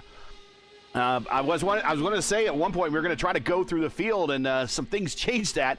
But Jason Brophy, the Elite Racing League champion for 2024A, is currently your leader. Jacob Oster, the P1 600 champion, he is second. Adam Blocker, former Open Series and Fixed Series champion, and also a former winner of this race in the top split broadcasted race. He is in third. Hamilton Akabueasy, who won the Elite Racing League Indy 500 in the 2025A from the 28th starting position in a caution-free race, which is shaping up to be very much like today. He currently is in fourth. Alexander Russell is in fifth. He started on the front row of the Elite of the PRI Hoosier 500 in December. Currently out there, we believe, running damaged. And every indication, as we see from his car, with the graphics and close-ups, he does seem to be damaged on the right side of that car. And so he crashed basically, or hit the wall from the lead, or from the lead battle, and has been struggling ever since. But currently, he still hangs on to the top 5 in 5th spot. Sophie, I want to shout this guy out, and I'm not really kind of his homer, but he's a good friend of mine, and I love the guy to death. Clindy is in a battle with Alexis Newsom for 6th and 7th. Clindy is up 11 spots, now inside of the top 10. Yeah, Clendy, again, just picking his way through the field, and Clendy, I would consider him a friend. I go to Orioles games with him, so I'd consider him a friend as well, Gary. He is one of my pals, and I enjoy speaking with him, and he's helped me on the channel here with some broadcasts. But in the Pink Panther, he is working with Alexis Newsom. Alexis Newsom was a competitor in the Elite Racing League for the first time this season. She was a rookie in that league. Won a couple of races. Won a caution-free 500-miler at Auto Club Speedway for their California 500, and she smacks the wall off at 2. Boy, we got to stop going through the field. I feel like you need to maybe not shout so many people out. I feel like we're gonna start taking up a collection, maybe. Gonna have some drivers pop in here saying, "Hey, can you give this driver some attention, please?" Well, I do have the camera focused on Chris Van Nessa, and the reason why he's next in line, I don't know if Alexis Newsom has any damage. She's running up in the high line right now. What do you think? I don't see any. There's no curve like with Russell's side pod, so maybe she has gotten away with it, Gary. She is always one of my favorites to watch, especially in these Indianapolis races or 500-milers, as she is running down the Pink Panther right now. Chris Van Nessa, a lot of people know Chris Van Nessa, not in IndyCar, but from other series that he runs in. The Dutchman, and there's been a long history of Dutchman here at the Brickyard that has done well, specifically two-time Indy 500 winner Arie Luyendyk. This is Chris Van Nessa. He is currently in 8th. Ty Quilla in 9th. He's the PRI Hoosier 500 Rookie of the Year. He finished in the top 5 there, and he stormed from the back of the pack, had a mid-pack qualifying run, and was racing for the win at the end of that race. In fact, took it 3 wide going into turn 3 on the last lap, and he just kind of got muscled out by the power slide guys, but still kind of best in class for Ty Quilla as the highest finishing non-power slide car. And he get the PRI Hoosier 500 Rookie of the Year honors. And if you're not very familiar with the PRI Hoosier 500, this is a pretty good segue. There you go. PRI Hoosier 500. While May is home to the Indy 500, the Speedway will become alive once again this December with the PRI Hoosier 500, featuring the best sim racers on Earth, unmatched broadcast coverage via PRI, and the most challenging 500 race format on all of iRacing is what you will see when you tune in to the Hoosier 500 this December. So tune in this fall and learn out why that this is the world's greatest sim race. To learn more today, go to thehoosier500.com. And you can be a part of it as well. And it is an open setup race. And a lot of these drivers, in fact, half this field qualified for that PRI Hoosier 500. And Sophie, I don't know if you could speak firsthand, because I don't think you were attempting, one of the people that attempted to qualify, but you followed a lot of the drivers that did qualify for it. Qualifying for the Hoosier 500 is among one of the hardest things that people did all year last year in these cars. For sure, because qualifying for this race, right, you have a 4-lap average. You just launch straight out of the pits and go. For the Hoosier 500, you do it just like they do in real life. You have the warm-up lap, and so that's extra strain on those Firestone tires with your setup, Gary. And a lot of people were talking about how difficult lap 4 was here, and it's even worse for the Hoosier 500 because you have that warm-up lap. And on top of that, you're not guaranteed of even making the race. Here in iRacing, you're guaranteed to make the race, whether you want to qualify or not. For the Hoosier 500, you can, just like well, not this year, unfortunately, but just like real IndyCar racing in the past, you can get bumped from the lineup, as we see Brendan Litzenberg and Robert Malechka battling here for 11th, as they are swapping back and forth as they're trying to run down a pretty huge gap up to Ty Quilla in 9th. They're about 5 seconds behind that gap right now. But, yeah, the PRI Hoosier 500, I will be in the booth one way or another for one of those races or practice or qualifying coming up later this December. So check it out, thehoosier500.com. It was pretty much this whole field, like 15 of the drivers in this field made that race. So if you make the Hoosier 500, you are doing something extraordinarily special. And, of course, Robert Malechka won that race. Brendan Lichtenberg won the pit stop competition. He currently is sitting here in 11th here with Team I5G. And Jeff Drake just behind him in 12th. Jose Soria just behind them in that black car. The plain black wrapper there in the number 12. He is 13th. He has a couple podium finishes in this race. And just behind Jose Soria is your former teammate, Sophie. And Anna, we'll give her another shout out. This is a former Open Series champion from a season ago. And the Deer has ran herself all the way up 14 spots into 14th position. Yes, Anna, very good on roadside, obviously. Won a lot of rounds like at Mexico City during the Open Championship. But also, she's won a lot in the Votive Oval Series, Gary. So she's certainly familiar with how to drive these ovals. Want to highlight how much of a torrid pace the power slide cars have put up real quick here, Gary. They have just lapped JT Smeaton in 18th place. They have just been on a tear to where they are lapping that much and that much of the field. And this is a stacked lineup, as you say, Gary. Yeah, this is the top split. I mean, the lead, the number one driver in this split is Robert Malechka with the highest I rating.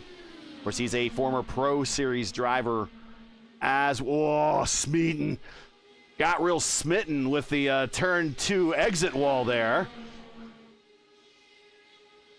And that's just so easy to do, Gary, just because of the dirty air, but also this is a byproduct of what you learn in qualifying, is that the closer you get to those walls, the less you've asked the tires to do. You'll hear drivers kind of refer to it as scrub, right? The less you're... Got it. Yep, Ulster is pitting in. But the less you ask the tires to do, the less speed you kind of scrub off. So you're trying to get as close to those walls as possible, and it's so easy to misjudge that. Sometimes you get, and this happened to me, and I'm sure it's happened to Lewis, and I'm sure it's happened to you, but you could talk about it, Sophie. You kind of sometimes, when you get into the, like I said, the dog days of this race, the middle laps, you're just turning laps, you're just making time to get to that next mix up. Sometimes you get hypnotized, and all of a sudden, the next thing you know, you're in the wall. Yeah, it's so easy to lose that focus, exactly as you say, because it's just such a long race, and you're having to make adjustments for each corner of the track. I mean, especially with the wind direction. If you're in dirty air, you might be trying to do fuel calculations if you don't have a teammate. Because again, one of the things you could do is adjust for fuel maps. And if you're sitting here thinking maybe I should cut out a pit stop, and you're trying to calculate if you can do that, that's really difficult to do, Gary. And so it's so easy to just have that mental lapse and smack the wall. We've seen a lot of talented drivers do that today. And we suspect that this duo up front, Brophy and Blocker, will be coming to pit road. But let's ride with Blocker. And you could talk us through one of these laps, Sophie, as we ride with Blocker. He might actually be coming to pit road here soon, so we could do this later if it doesn't work out this way. But it's when someone's watching this from home, you're just thinking, this is IndyCar racing. I have all this downforce. I can just turn the wheel left, turn the wheel left, turn the wheel left, turn the wheel. And I do that 4 times a lap. That's not necessarily the case. And, you know, it sounds like he's at 100% throttle, but he might be cracking the throttle, and he might be working the weight jacker differently at each end of the racetrack every single lap. And it's almost like you're a pilot of a plane, and you're not nearly driving a car, but you're kind of controlling an aircraft out there. Yes, and you kind of mentioned the weight checker thing, Gary. Another thing that a lot of people do, for myself, I have where, I can quickly, spin a wheel or hit a button and get my weight jacker, say, down, because the setup might be more aero efficient on the straightaways and go faster if I have the weight checker in the negative positions. But I can't make the corner like that because of that introduces understeer, so then I have to rapidly shoot it back up. And so there's all kinds of things you're doing here. So if you're Adam Blocker right now, you're following Jason Brophy, you're using the draft, you're going to pop to the inside like we see him do. You're going to clear before the corner, kind of drift up maybe a little bit. And then you got to try and hold your line and hold the car as smooth and consistent as possible to keep your momentum up through the chute and through turn 2. And now, Brophy's going to be the one to get the draft, and so you are now going to be thinking about maybe breathing a little bit on entry to save a little bit of fuel, but Brophy doesn't pass him this time. Maybe coming to pit road. We'll see if they're coming to pit road. Well, if that's the case, then I'm going to be, nope, they are not pitting. They're going to go, okay. Maybe he just wasn't close enough there, but, I mean, let's talk about that. I mean, one of the things you didn't mention that now these cars have access to that we didn't have access to last time, and again makes these drivers even more busy and more liable to make an error smacking the wall when they did, just kind of lose focus, is now they have the hybrid. So while they're using the hybrid, we don't. It's basically our version of push the pass on an oval. They have to deploy the hybrid, and then they have to regen it.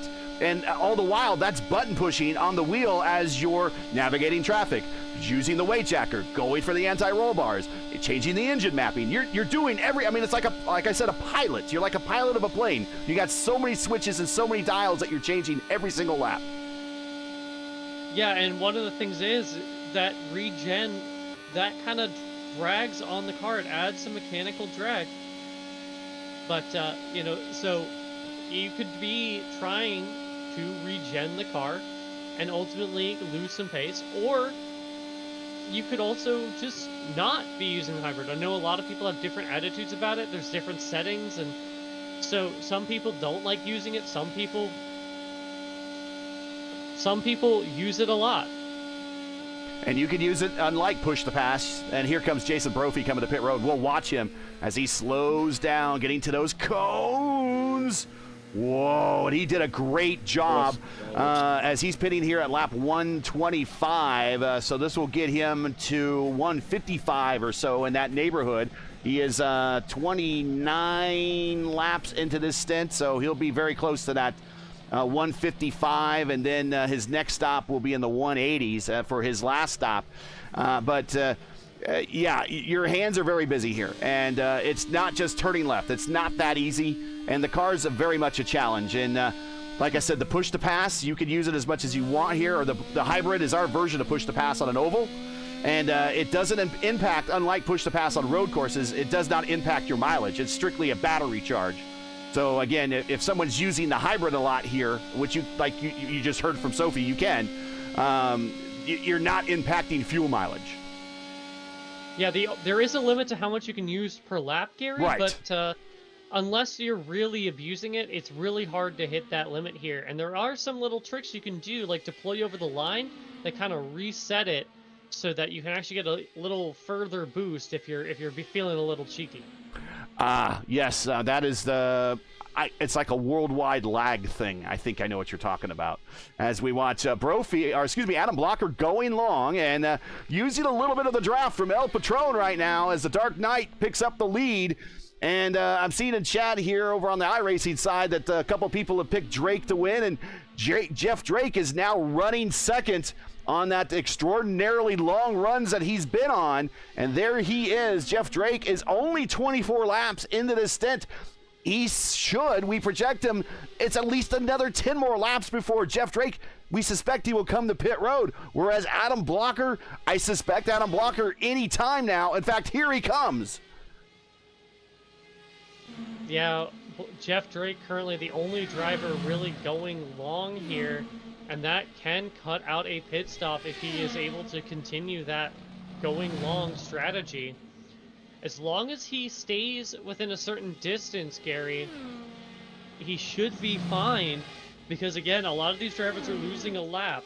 So as long as he stays on the lead lap, stays within the right amount of distance between Oster, Blocker, and Brophy, he will probably be in a position to win this race.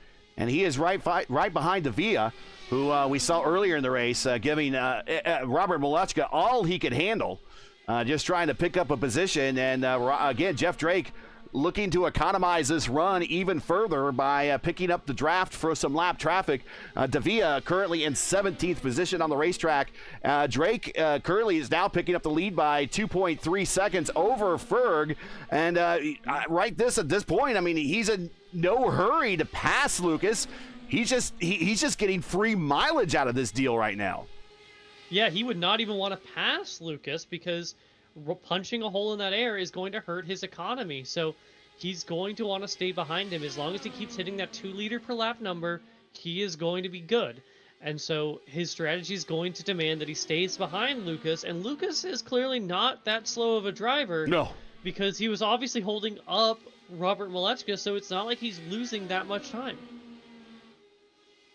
If you're just joining us, this is P1's coverage of the official iRacing Open Indy 500 coming to you from Indianapolis. We've now completed 129 laps out of a scheduled 200. If you enjoyed P1's coverage of tonight's race and would like to monetarily support us, please find the link to our GoFundMe campaign in the stream description. Also, there's a link pinned in chat. We will take super chats as well. We realize times are tough, so any donation, no matter the amount, is greatly appreciated. Also, make sure to smash that like button, subscribe to the channel so you don't miss out on the next race. We do IndyCar races every week here for iRacing on the channel. So if you enjoy IndyCar, that is our gig here. Be sure to check us out. We also have a lot of other leagues, including Sunday night, 8 p.m. Eastern Time. The Votive Indy Oval Series will be at Auto Club Speedway, and that should be a bit of a barn burner. Lewis and I will be in the booth with that. We expect about 40 cars on the grid for that race. So if you know how these cars race at Auto Club Speedway, then you're in for a treat when you see 40 of them on the 2-mile super speedway, or the X super speedway in SoCal, as Jeff Drake continues to hold on to his position out there on the racetrack, as Ferg and Kabawizi, or excuse me, that's Ferg and Lucas Lodato, excuse me, they're both teammates there in WER and their team. They just came to pit road. Lodato coming off of pit road right now. And also just on pit road is Ferg, as he is now leaving his box. So they're going long too, and they're looking at probably projected pit stops right around 165-ish or so if they continue going as long as they have in the last previous runs. And if the closer we get to 170, Sophie, the closer we get to 170, the safer they become by getting to the end on our last stop there. Yes, 165 is the earliest you can pit and make it on fuel technically, but that requires you to be in draft constantly, like with what Jeff Drake is doing. The other risky part about the strategy, besides the fact that, of course, you could go a lap down, is if a caution comes out, you've been saving that fuel for nothing. It kind of resets the strategy, and it kind of cuts your advantage because everyone's going to come in for fuel, everyone's going to come in for tires. So as we see Jeff Drake continue to circulate, we're going to expect him to keep going as long as possible during this green flag run. But Jacob Oster is rapidly catching it with 1.7 seconds back. He's almost within draft range of Jeff Drake. Yeah, and Drake is coming to pit road next 3 to 4 laps. So he's about 10 miles or less before making the turn down pit road as he continues to work off the back of Dallara here. And getting some free gas mileage here as we are now approaching lap 134 here of the campaign. And again, I'm going to knock on wood. Do you guys have any wood you guys can knock on as well? Because I don't want to be the only one that gives out these jinxes anything.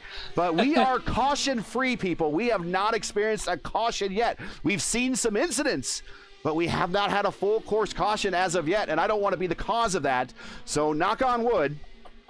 We are caution-free to this point of this 500-mile race. Now, you might be asking yourself, as someone that likes to follow real-world IndyCar history, has there ever been a caution-free Indy 500? And the answer is no. There has never been a caution-free Indy 500. In fact, here you go.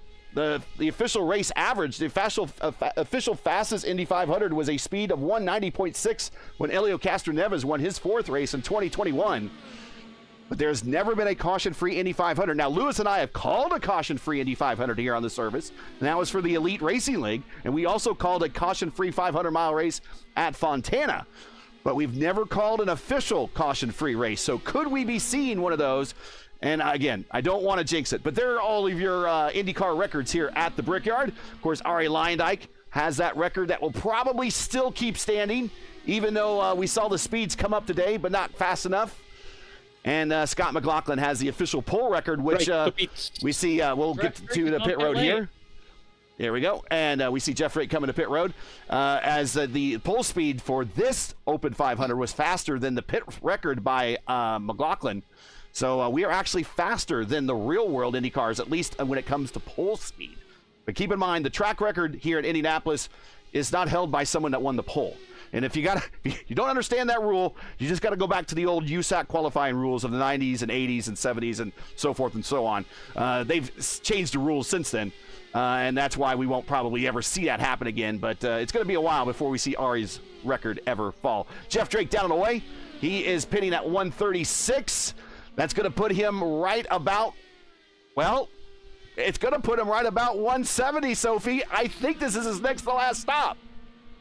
Yeah, this is his next to last stop. So if he can just maintain enough of a gap between himself and Oster, and he is barely on the lead lap, Gary, and I'm starting to feel a little, if I'm Jeff Drake, I'm going to start feeling a little nervous because he doesn't have any cars that are that close to him in front. Oh, he does. He Still has 2 leaders. He's got Ferg and Lodato in front of him, and he's within draft range of him. Well, yes, but so when you're that far off, Gary, you're not really going to be lifting into the corners. You're not going to be able to kind of put the car in 6th gear and crack the throttle and really save fuel. So his ability to save fuel, Gary, is going to be a little hampered by the distance between himself and Ferguson and Lodato. And they're currently swapping, which could pull them away from him further.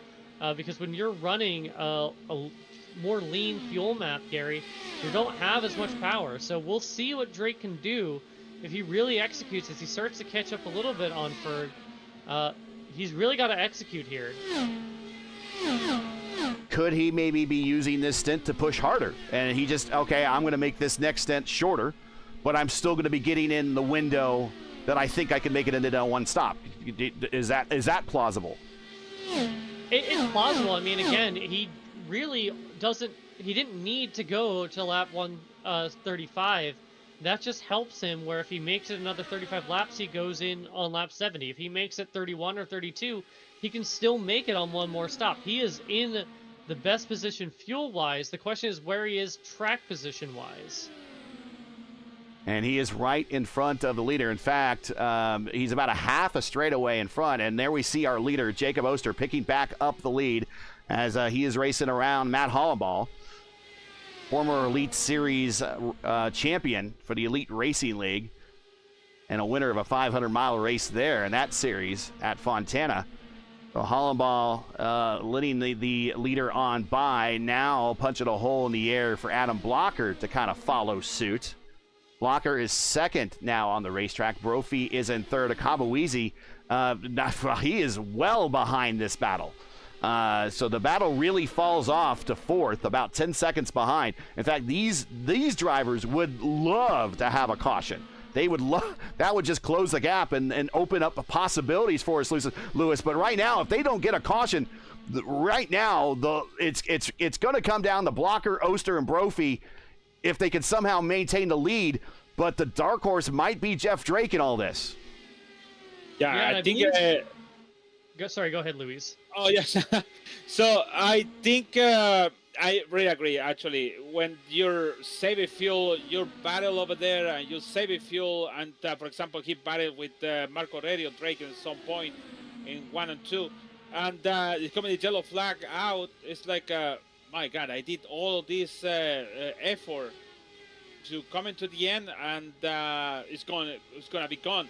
But for now, like I said, knock the wood for Drake because he's doing a very good job for now.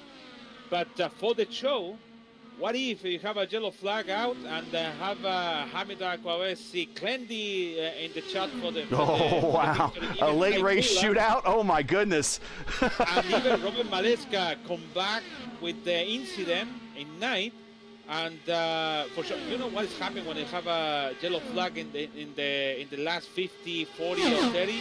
Always is coming 2 more. So for now, it's happening like we see in ERL when we already knew who's gonna win after 100 to go, and I think we already knew who's gonna win in 90 to go with Jeff Drake and in 16.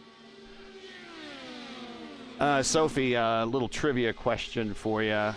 What lap did Alexander Rossi pit on when he did his massive fuel save to win the 2016 Indy 500?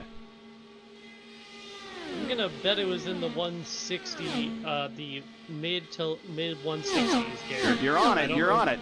It was lap 164. So keep in mind these cars are based upon the DW12. The DW12 holds the same amount of fuel that these cars hold. It's just the IR18 Aero kit on the DW12 hub. Now keep in mind that Alexander Rossi is a pro driver, got paid a lot of money, and had a lot of coaching by Brian Herta in his ear to conserve that much fuel. But it is possible, if this sim is true to life, that 64 laps to the end, a driver should be good to go. With a lot of clutching and coasting, as we heard on the radio from Brian Herta to Alexander Rossi in that 2016 race. It is possible. Let's keep it open there. and possibly think about that as a possibility. But you're right. Drake cannot let his guard down or let his pace down because he is right in front of this battle. There you see Drake in your foreground, but in the background, there you see that blue car of Adam Blocker.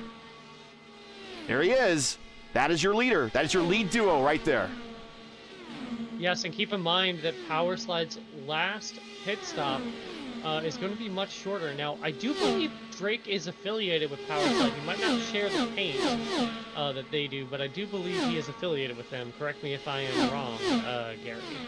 I see Jeff Drake in like 3 races a year, and I don't know. he shows up for the big. He's like big race Jeff. Big race Jeff. If it's a big race, your fixed 500, your open 500, and your PRI Hoosier 500. There's Jeff Drake.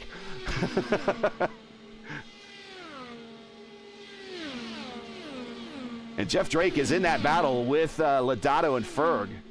So he is right there. So he is back to probably saving fuel. Let's ride with Drake and let's listen.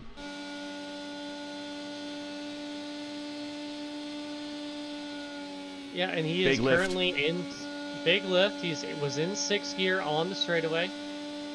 Drops it down to 4th gear to kind of keep his momentum up through the corner. And that's kind of what he's got to do. He's got to get the car back up the top gear, get it back up to 6th gear so he can conserve fuel. And then he's probably not even running full throttle, Gary. And then he just lifts because of the dirty air, and that just helps him save fuel even further.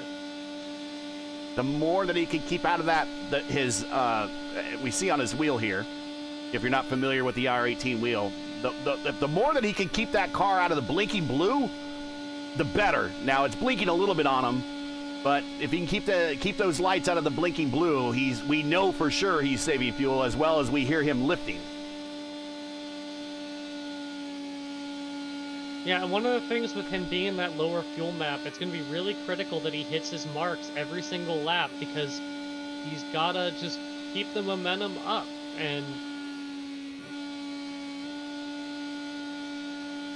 if he can keep his momentum up, then his lap times will not be too hurt by running that lower fuel map. Lewis, we're getting into that portion of the race that Rick Mears always talked about, that you survive for the first 150 laps, or you survive for the first 400 miles, and then you go racing in that last 100 miles or that last 50 laps. And we are right there in that Rick Mears window, 4-time winner here at the Brickyard. And right now, I don't see a Rick Mears surge unless we get a caution, because we've been green flag all the way. But we're in that window where it's now playtime's over. It's time to race. Yeah, actually, Drake is brave for that. It's brave for I want to keep it like that. I want to keep it like this, and that's the Drake want to. And I really been in that situation. Like I do everything good, and always something happened. And you mentioned that. Everyone has mentioned that. You want to be on the front with 30 to go, and I think Drake, the way he's doing the saving fuel, all this stuff, it could cost him a little bit. Being some pit stops occurring here. Sorry. Ty Quilla coming to pit road. He is on pit road about 29 laps into his stint. Bringing with him is Vandenessa. Coming off of pit road is El Patron. Antonio Estrada just coming off of pit road. Brendan Litzenberg. He just stopped a lap ago. So pit stops. We're already, Sophie, we are already to the next round of pit stops. Yes, and for the drivers pitting now, this is their penultimate stop. They need to stop again. There is no way you're getting 50 laps out of the tank. So they're going to be pitting, likely needing to take on 50, like half a stint worth of fuel. But that's still, they're going to probably change tires. And it's about 7 seconds, Gary, to change your tires no matter what you do. So I still think this is Jeff Drake's race to lose right now. MAB coming to pit road in the background. Lewis, we talked about this before in other oval races that we've covered on the channel or for the Elite Racing League. We're kind of in that period now where you always say if you had the pit twice in the last 50, just split them up, 25-25. Oh yeah, actually, that's the strategy I used to have it, I don't like to just going to the end of the stint and have to put it in at 10, 15, 10 to go. That's a waste of time. Actually, I always think in my mind, 10 to go, 15 is you cannot do nothing. Maybe you can do something in Charlotte. Maybe you can do in Atlanta, or maybe in some of that 1.5 miles track. But here it's like it's better to, if you have a 40 to go, just split in two and going for 20-20 or maybe 125 or make it one short stop. And that's it should be all these guys have to do it, especially Oster soon. Battle between Ty Quilla and Chris Vananessa. This is for 12th on the racetrack. Right behind is Clindy. These all came to pit road. We saw a little puff of smoke there, I think, as Ty Quilla might have net-coated into the wall a little bit. But he seems to be okay. And there's Robert Malechka coming off of pit road. Under full chat there. We don't know how damaged he is, but he's currently in 14th position and needs a caution in the worst way if he is going to play a role in the finish of this race. Alexander Russell has fallen down to 9th position right now on the racetrack as he's racing Finnegan Myers, who has worked his way up 18 spots in the 9th position. Keep in mind, we are going through pit stops right now, so some people are coming up through the order through mileage. Yeah, and one thing I wanted to highlight here really is I do wonder if Malechka has wheel damage, Gary, because while it might not have been enough to meatball his car, it probably is affecting the handling because he was making short work of a lot of people, and he has just not been able to make much forward progress at all after that incident, Gary. I can almost hear him if I were to ask him, what did you learn from this race, if he was really using this race as like a live scrimmage? And his answer would be, don't crash on pit road. I can almost predict that as his answer. And it would be if no one else over the course of IndyCar history has ever made incidents on, no one else made an incident on pit road. It's one thing, but it's happened to the best. Remember, Scott Dixon was leading the Indy 500. He had to make one pit stop to get to the end, and he was going to win the darn thing. He dominated today, and what happened? He sped by 1 mile per hour coming to pit road, and it cost him his second Indy 500 win. It happens to the best of them. Speaking of pitting, Jason Brophy pitting from the lead. So he's making his penultimate stop right now. This would mean Adam Blocker is likely going to be pitting sooner as well. He's gone a little bit longer, Gary, so, you know, I'm curious to see maybe the strategy for them is to kind of run as long as they can on their last stop. Don't take tires, just take fuel and go. If they felt that the tires aren't falling off all that much, that would make sense. As Blocker gets way up close to the wall there. He sure did. Here's the weather update, 109 and 6 miles per hour on the wind out of the west right now. 81% on the humidity, so the air is heavy. Someone in chat over on the iRacing side says they were present for the fastest ever 500-mile IndyCar 500-mile race at Pocono in 2014. That is correct. I believe that race went caution-free. If not, it had at least one caution, but I believe that did go caution-free. That was over 200 miles per hour, the average for that race. But there's never been a caution-free or a race that has averaged over 200 miles per hour at Indianapolis in real IndyCar history or Indy 500 history. The fastest is that Castroneves win in 2021. I was at that. I am proud to say I was at all 4 of Castroneves' wins.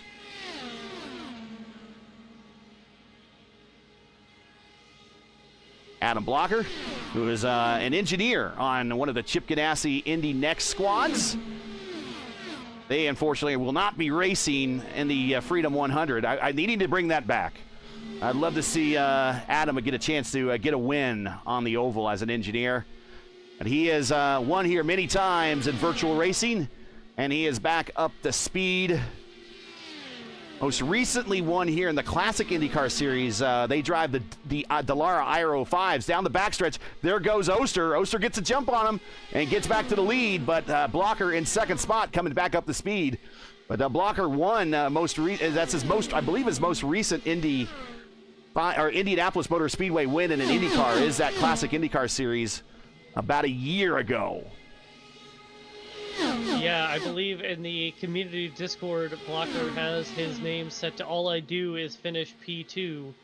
I think he is aiming to change that today. He has been doing what he needs to do. There's a good chance that he... I laugh at him saying that he finishes P2 all the time, knowing how many wins he has. Oh, for sure. No, he does not just finish P2. Currently running P2 as Oster passes him here, but what I suspect might be the play for him, Gary, is running longer so that he takes his final stop, just needs that splash of fuel, and that might be enough to keep him ahead of Jeff Drake, and it might be enough to propel him just that little bit ahead of Oster or Brophy, who might need to take a little bit more fuel. If Blocker had a bit more luck like Tom Sneva, where he literally did finish second place all the time, exception with his lone win in 1983, I think Sneva finished second 5 times, and I could be wrong there. But I believe he leads all drivers in most second place finishes at the 500. Then maybe I would say that he finishes second all the time. But no, dude is always running for the win here at Indianapolis, Adam Blocker. As we are now at the 400-mile mark, and we are on that last 100-mile window. Blocker, your leader. Oster second. Brophy third. Jeff Drake has worked his way up the fourth. As we get the camera on Drake. Drake is now 25 laps into this stint. He went 34 last time, so he's got at least probably another 9 to 10 left in that tank. Blocker recently stopped. Oster is 13 laps into his stop, or into this stint, so he'll have to come to pit road soon. Brophy, he is 5 laps into the stint, so by short stopping, and I think this might have put a kibosh on the Drake run, I think with Blocker and Brophy short stopping, they were able to come out in front of Drake and still maintain the lead, maintain their lead in front of him. Yes, and that was kind of what I was alluding to with Drake needing to maintain track position, because ultimately it doesn't matter if you've saved a whole pit stop. If you've fallen behind by the amount of time it takes to do that pit stop, it doesn't matter you saved it. So Drake still needs to come to pit road, and he will have one more. That will be his final stop when he does. But we still suspect that... let's see, Blocker pitted on 157. He for sure needs to stop again. Brophy, or Oster on 147. He for sure needs to stop again. Brophy at 155. He for sure needs to stop again. So all 3 of these guys need to stop again. So there's still a chance that they could get passed by Drake. But Drake is coming to pit road probably in the next 7 to 8 laps. 7 to 8 laps. Let me show you... Pit stint length here. And Drake's been able to... Go ahead. I'm sorry. I didn't mean to cut you off. No, it's okay. I was going to say, I'm willing to bet that Drake might be coming in a little bit earlier because there's been less cars running.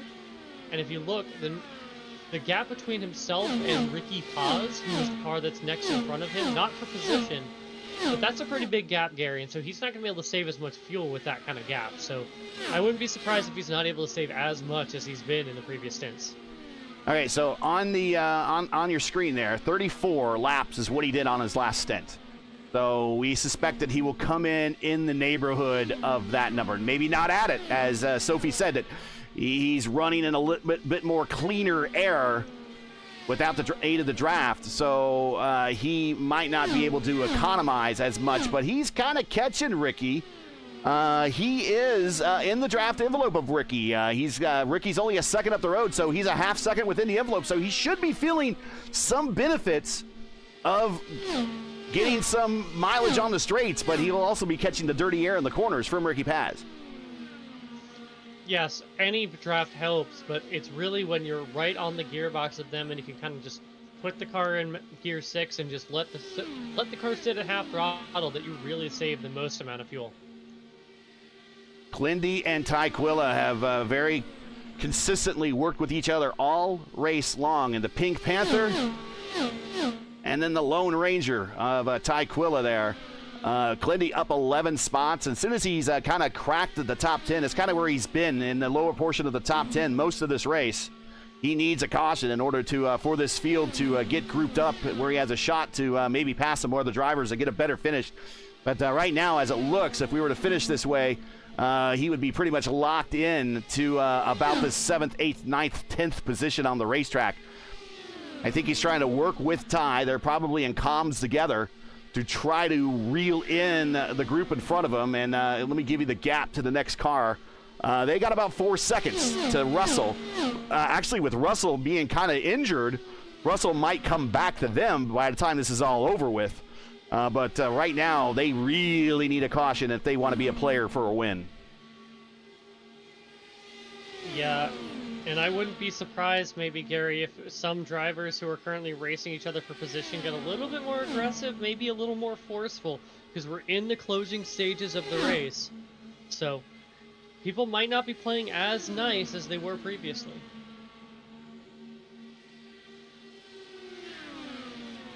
Back up front is Adam Blocker, the Dark Knight. He's been, remember, he was not hustling for the lead early on. He was just kind of back there, third in line, economizing, biding his time. I mean, it's a marathon, right? It's not a sprint. And he's just biding his time, and right now, he is looking pretty good about it, as he is your leader. Jacob Oster is in second. Oster's been up front all day long. In fact, he inherited pretty much starting up front when Malechka started from the pits and moved that entire row forward. Go ahead. Drake is coming to the pit now. There's Drake coming to pit road for his final stop, and he's right in the window. Perfect timing. He's gone 32 laps on this stint. He went 34 last time. As Sophie talked about, he might not have got as good fuel mileage, but still, even if he could go another 2 or 3 more laps, why not? You're in the window to get to the end. Come to pit road. That's less fuel you have to put in, and he should be good to go to the end. Final stop for Jeff Drake. Yeah, I like the strategy from Jeff Drake, but it just comes up a little bit short with the pace that the Power Slide cars have put on. Earlier in the IIS season, Gary, I distinctly remember being in the position of Jeff Drake.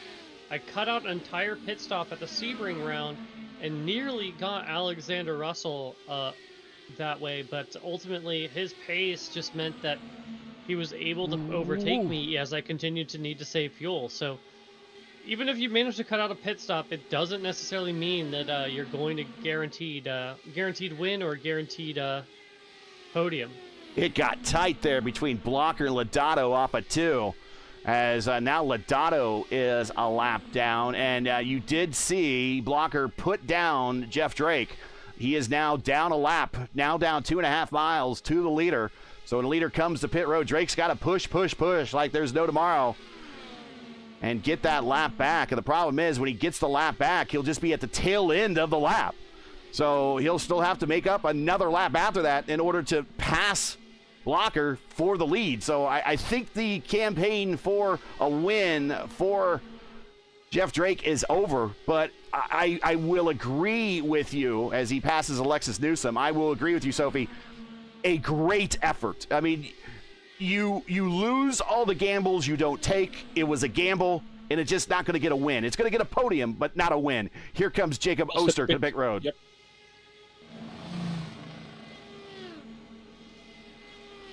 This will be final stop for Jacob. Again. Yes, final stop. Don't miss your marks. Don't speed. Yeah, you do not want to make a mistake here. Do not slide through, and he's dead on it. He goes up on the pneumatic jacks. New set of tires for the Firestone Firehawks, and just enough fuel to get to the end. That's what E stands for in these cars. E stands for enough.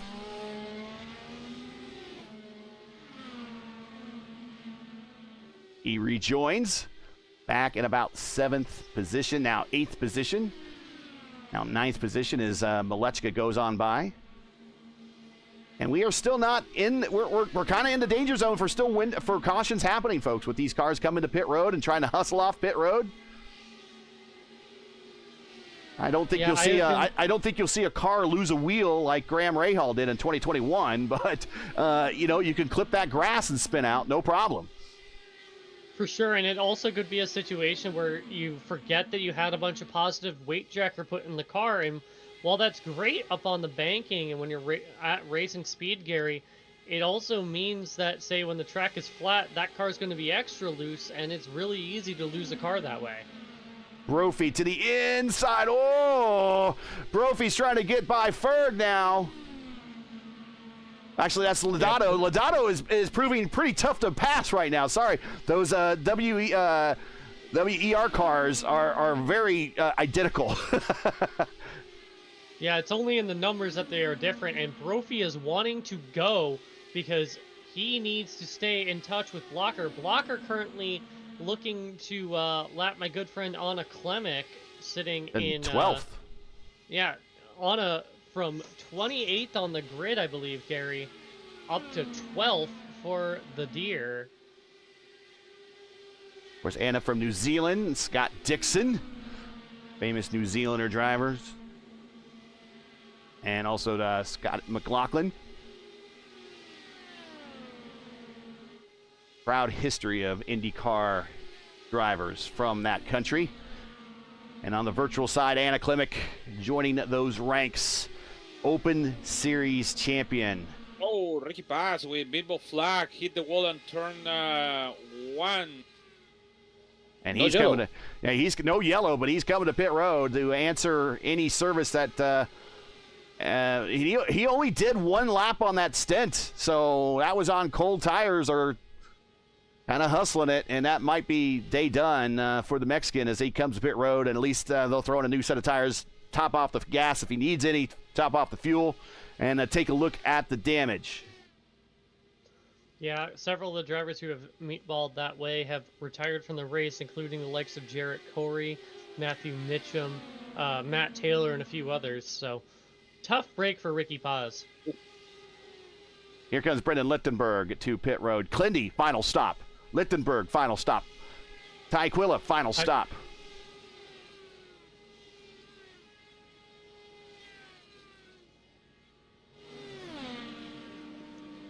Yeah, right now I am going to be watching how the likes of Adam Blocker and Jason Brophy navigate this traffic.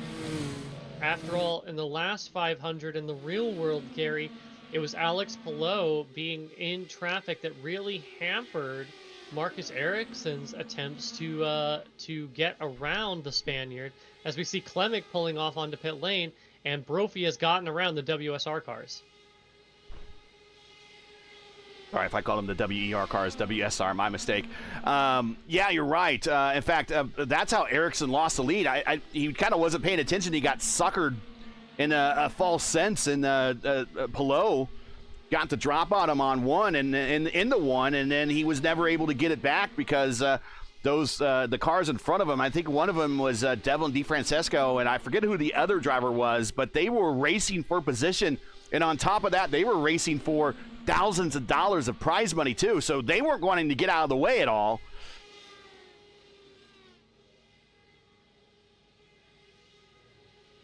Oh, I see a big cloud of smoke coming into pit lane. Van Denessa on pit road, Soria on pit road. Final stop for both those drivers.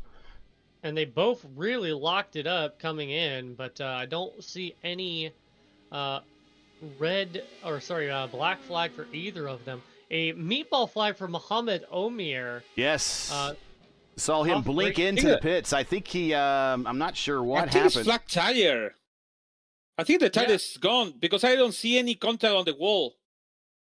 Well, I don't see him. He just manually disconnected. So I don't know what the story is there, but that's a tough break from the driver from Indonesia. I'm not sure. Track Rocket driver, but I'm not sure what happened there, but day done. So that now we started this race, of course, with 33. We're down to 25. Last car running is MAB. Marco Aurelio Brazil, he's in 25th position, 2 laps down. Right now, the top 6 are the cars on the lead lap. Robert Malechka, last car on the lead lap. God, I never thought I would say something like that. Normally, he's leading the race. And but he's had himself a bit of an adventure, coming from the back to the front, having an issue on pit road, and since then, it's just not been the same since then. But Robert Malechka currently rides in 5th. He is probably coming to do to pit road any time now. He's lap 28 of this stint. He went 30 last time. He pitted last at lap 151.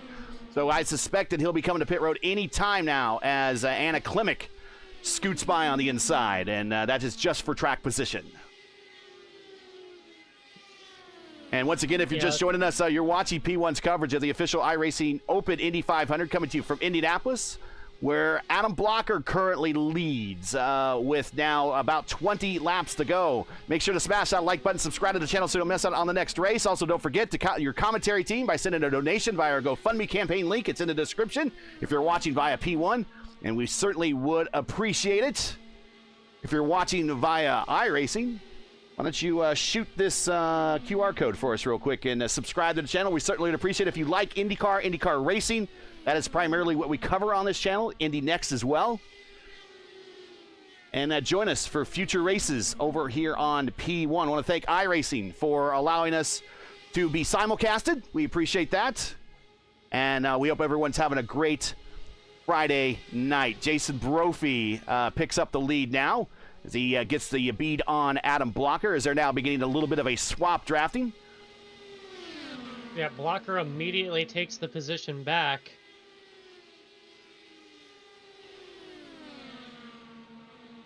And there you see Malechka, last car on the lead lap. It's Blocker, Brophy, Oster. But all of those drivers are going to have to stop.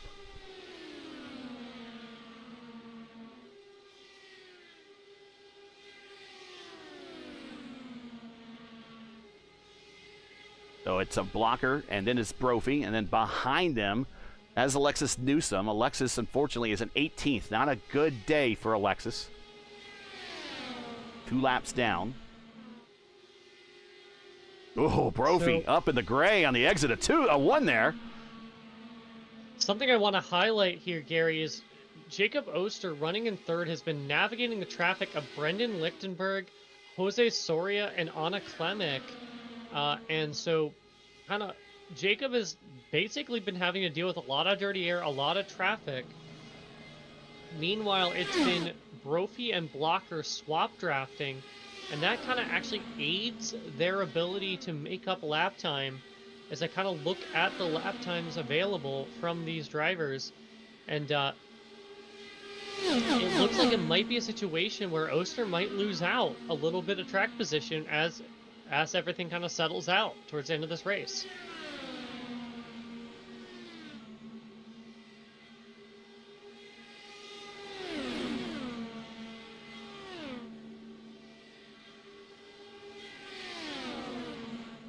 Tyquilla and there we see Malechka coming to pit road for his final stop. Tyquilla still continuing to work with, easy for me to say, Kyle Clinworth. This is for the bottom portion of the top 10. They continue to swap draft. But Malechka, go ahead. Just heard the call on voice chat. Brophy in this time, so our second place runner will be pitting this time by.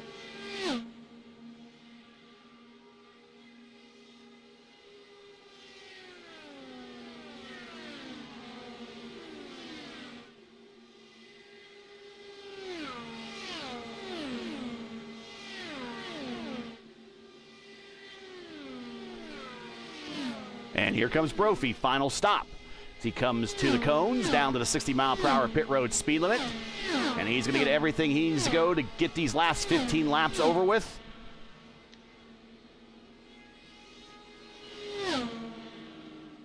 What I'll be curious to see here, Gary, is if he goes up on the air jacks to get new rubber. He slides into his spot. Oh, he missed it! He backs up! He's going up on the jacks, but that's going to be costly. Yeah, and he is going to. Yeah, he's going to be fuming, but he's got to maintain his focus because it's not over yet. Blocker could make a mistake. Oster could make a mistake. It's easy. You just at this point, do what you can do. At this point, that was critical. Look at him pits now. Blocker. Pit stop, final stop here for him. Could this be the one for the victory? Does he get to his marks? Does he hit his marks? He does. He actually angles the car out a little bit. He's up on the jacks, enough fuel, new sets of tires. When did they drop him? He's down and away. They dropped him. In the box, only 7.8 seconds. Malechka, purple lap, a 2:28.2 here in the late stages. And Oster is going into turn number 1 right now. He is going to blow by Adam Blocker, move Jacob Oster up to the point.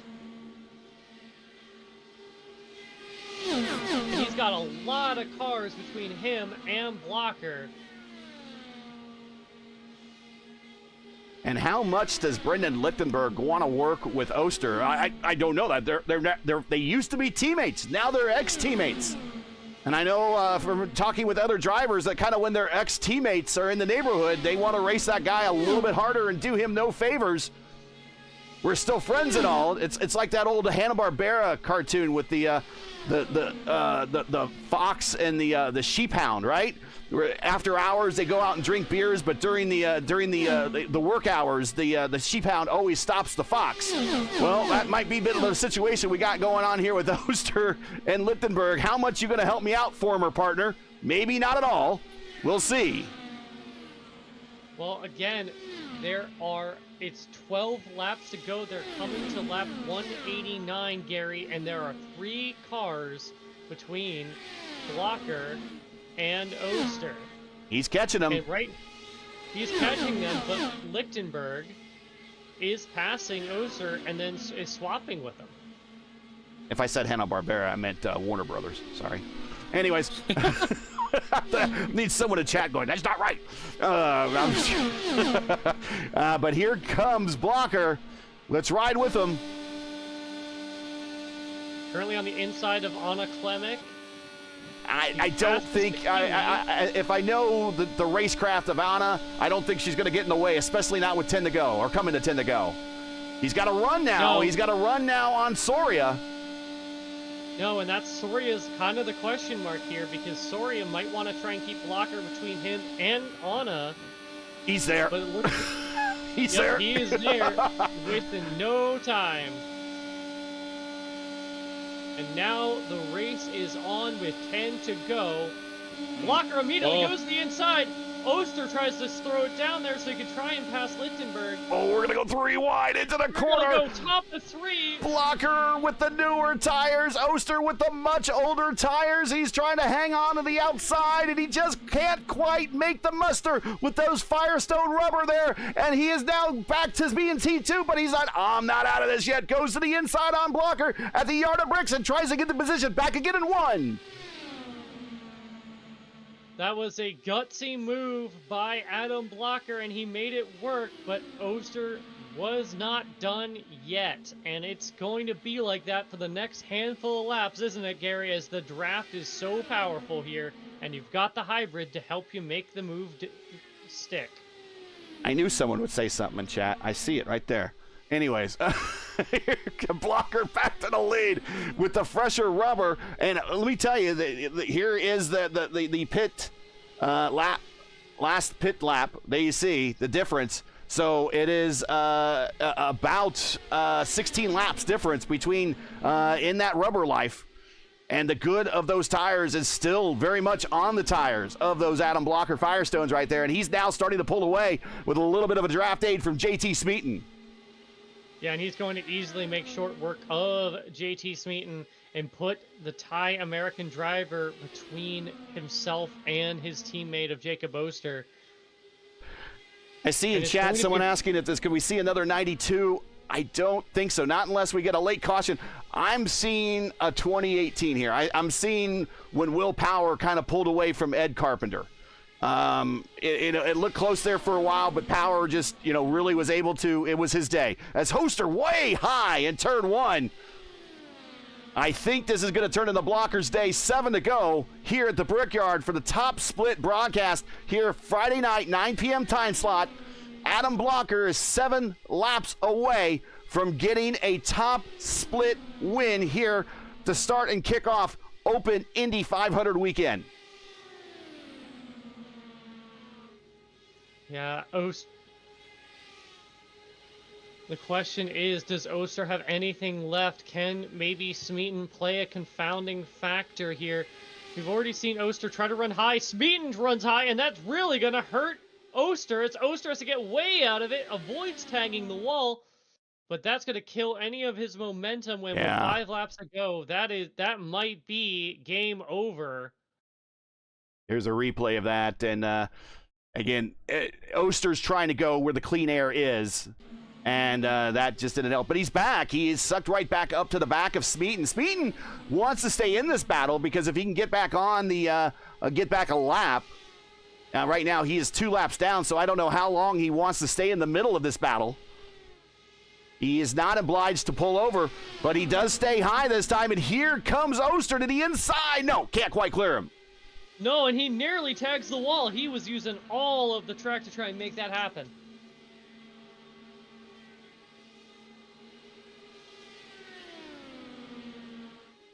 Now Smeaton gets out of the way. And now we have a direct battle between the top 2 as we are coming to 4 to go. A qualification run to decide who's going to win this top split, Sophie. Yeah, and Oster was not entirely pleased with the situation with Smeaton. Smeaton really not racing anyone around him for position. Smeaton finds the wall in the middle of the straightaway. I don't know if he was looking in the mirror or just a little bit of frustration or something, but he keeps it off the wall. Sometimes, we talked about this before, Lewis, when sometimes you make connection with the wall here, it's like a magnet. It reaches out and grabs you and just holds you there. And then you want to try to release the car. What's happened? You're going to the left, and you hit the ball to the other wall. And Oster is there. He has caught the battle, and now they're side by side, almost side by side, coming off of 4, coming to the yard of bricks. 3 laps to go, and here comes Oster to the inside. And, well, you know what? Maybe I'm wrong. Maybe I saw 2018 for a while, but someone else saw 1992. Whoa! Different weather conditions for this particular race. Almost contact in the short chute. That's going to allow Blocker to kind of pull away as Oster has to reset. 3 laps to go, 2.5 now as they're in the middle of the backstretch. Yes, Oster really tried to send it in there on the inside, had to pinch it down to try and not take out his teammate that he is still racing for the lead. Blocker nearly caught the wall, but he was able to get a lot of momentum on the high side, and I think those new tires are what's going to make the difference here for Adam Blocker. We have got one... Here's a snake. Yep, we have got 2 laps to go. We're working lap 199. Blocker's going to be weaving, trying to break the draft, trying to stop his teammate from getting up behind him again. Ricky Paz gets out of the way. The next closest car is Chris Van Den Essa in 10th spot. He is 4.6 seconds down the road. He should be clear. This battle is going to be decided and not too far out of this. If something should happen between these two, if we should see a similar situation that happened between Emerson Fittipaldi and Allenser Jr. in 1989, Brophy may inherit the win. Coming to the white flag as Oster is challenging down the front stretch here, weaving, dodging, trying to hold on to that position. He's going to keep it low, but on the outside here in the 1, white flag is out. 1 lap to go in Indianapolis. Blocker down low into the short chute. He's going to hold it down low through 2. They're cleanly through 2. They're going to drag race down the backstretch for the final time. Here comes Blocker to the inside. Here comes Oster. He's going to take a peek to the outside. He's going to try to Joseph Newgarden in it like he did a Paddle Award. Side by side into turn 3. They're still side by side, wheel to wheel. There's just not a lot of grip up there to get that momentum. Still side by side. Here comes Brophy. Brophy's in the battle. Here they come off the corner, turning for home. Who's going to win it at the line? It's a checkered flag is out for the 500 side by side. Here comes Oster. Blocker. Brophy right there. 3 embrace at the win. It is Blocker by 17 thousandths of a second. Blocker over Oster with Brophy nearly mounting the charge, comes up just short to finish in 3rd. What an absolute amazing finish, Gary. Okay, it was like 1992. It was like 1992. Closer to 1992. Official timing and scoring has it as you see on your screen 002. We see it in our timing and scoring as 18 thousandths of a second. 018. And 034 between Blocker and Brophy. And it was 12 seconds adrift for Jeff Drake. And then Hamilton Echo Boise, the first non-power sled car in 5th, with finishing 18.3 seconds adrift. And everybody, you just witnessed a caution-free top split 500-mile race at Indianapolis. Congratulations, everybody. Lewis, this is our second one at the Brickyard, third 500-miler. I can tell you, it's really fast. I think, maybe I'm going to be wrong, but I have to verify pretty good. The speed average could be 207.3. I don't know, sure, maybe it's less, but it's really fast, actually. When we did in the URL, it was a little more, way more, actually. I have to verify very well what's the final speed average on the race today. If one of the mathematicians in chat want to shoot in what they think the average is, go ahead. We'll figure it up on our end. That's either the P1 chat or the iRacing chat. Just do the math and let us know.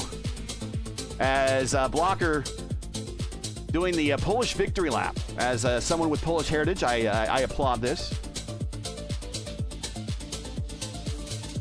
Yeah, Blocker currently driving in reverse. What a way to start the Indy Open Indy 500, Gary. Okay, so 0018 is the official, but what we see on your screen on the overlay here says 0.2, but it's going to be 18 thousandths of a second. That's what I'm going to say. So 18 thousandths of a second, even though it says 2 thousandths of a second there, or 2 hundredths, tenths, hundredths. You know, do your math. Math is hard. Tenths, hundredths, thousandths. Okay, so anyways. Oster comes home second, just barely. Brophy comes home third, just barely. Jeff Drake with the gamble. And unfortunately, we won't be talking with Jeff Drake, but I would love to talk with him and his strategy. And, man, like I said, Sophie, with Jeff Drake, you lose 100% of the gambles you don't take. He took a gamble. It just didn't work out in his favor today. You have a caution in there, and who would have guessed that we went caution-free? Who would have guessed that we would? That's typically something you don't see, even in other splits. You don't typically see that. Who would have guessed we would have gone caution-free? If he had one caution, it would have been completely different for Jeff Drake. But 12 seconds back. But again, you lose every gamble you don't take, and he took a gamble, Sophie. I mean, any final words on the effort here for Jeff Drake coming home fourth? I mean, honestly, Jeff Drake did everything that he could to make that strategy work. It's just when you're having to fuel save, when you're having to go down on power and rely on the cars around you to be quick enough to keep you in that position, it just doesn't necessarily work out over a 500-mile race that is entirely caution-free, Gary. All right, Akabuizi, who has experiences with these caution-free 500s, comes home fifth. Robert Malechka recovers the sixth. Alexander Russell nurses a damaged car home in seventh. Glindy comes home in eighth. Ty Quillen ninth, and Chris Vandenessa in 10th. And we'll let Lewis pick his driver of the race here momentarily, but we'll go to the next page. Ferg, Brendan Lichtenberg, Soria, Klimic, Lodato, Davila, Alexis Newsom, Munoz, Estrada, Myers. That's your top 20. Speeden, Hollenball, Walker, Fox, Brazil, Paz. And now we have drivers that had some sort of issue one way or not, but just never brought out a caution. Omir, Mitchum, Curry, Taylor, Mason Mitchum. So we had two Mitchums in this race again. A Mitch M and a Mitch Simon, who DC'd, and Alexander Russell out early. He comes home in 33rd position. All right. So I need to get some B-roll here and get some replays. And then we will talk to the podium if they so wish to be available. It's quarter till midnight here on the East Coast, or in the Eastern time zone. Well, I see all three of our podium finishers waiting in the interview room. All right. Stand by. We'll pull them in here momentarily. I just need to get some replays queued up. Yeah, I have a feeling, Gary, they definitely want to talk about that finish. Again, just an all-out dominant performance. It says something, Gary, that Alexander Russell, who dominated this race early, got that damage and was still able to bring that car home in P7 with a car that was pretty heavily damaged, clearly down on pace, but was still able to hold off the likes of Kyle Clenworth and other very stout drivers.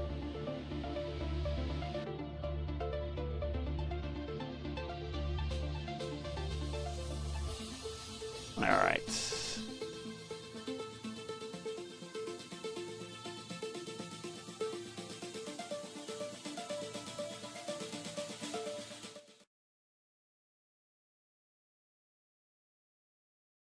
And we'll go to the interview room, and we'll I'll ask a question. Sophie can ask a question, and we'll get in their thoughts here. Let's see here. Go to the interview room and bring in Jason Brophy.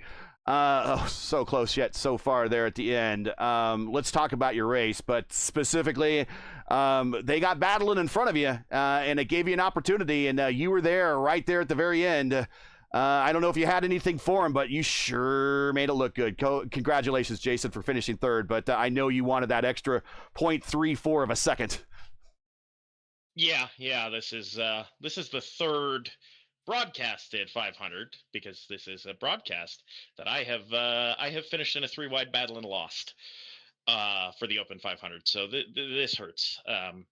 Slid my box, changing my wing, trimming the car, and just missed my mark. Slid it, lost the draft, managed to get lucky and kind of latch on it right at the end and push as fast as I could, but just not there in time. So it's really disappointing. I mean, the car was good, the drive was good until the end. I feel like had I come out, I would have come out latched on if I don't slide my box, and I'd have been in really good shape, right? It'd been Adam and I fighting it out for the win, I think, with the new tires compared to Jacob. So just still really, really disappointing. Go ahead, Sophie. Well, obviously you mentioned sliding through your box. Do have to ask, with all of the other, you have a lot of team cars. Obviously, you have Russell, Jeff Drake, Malechka. How much coordination was going through there so you knew what adjustments to make and when?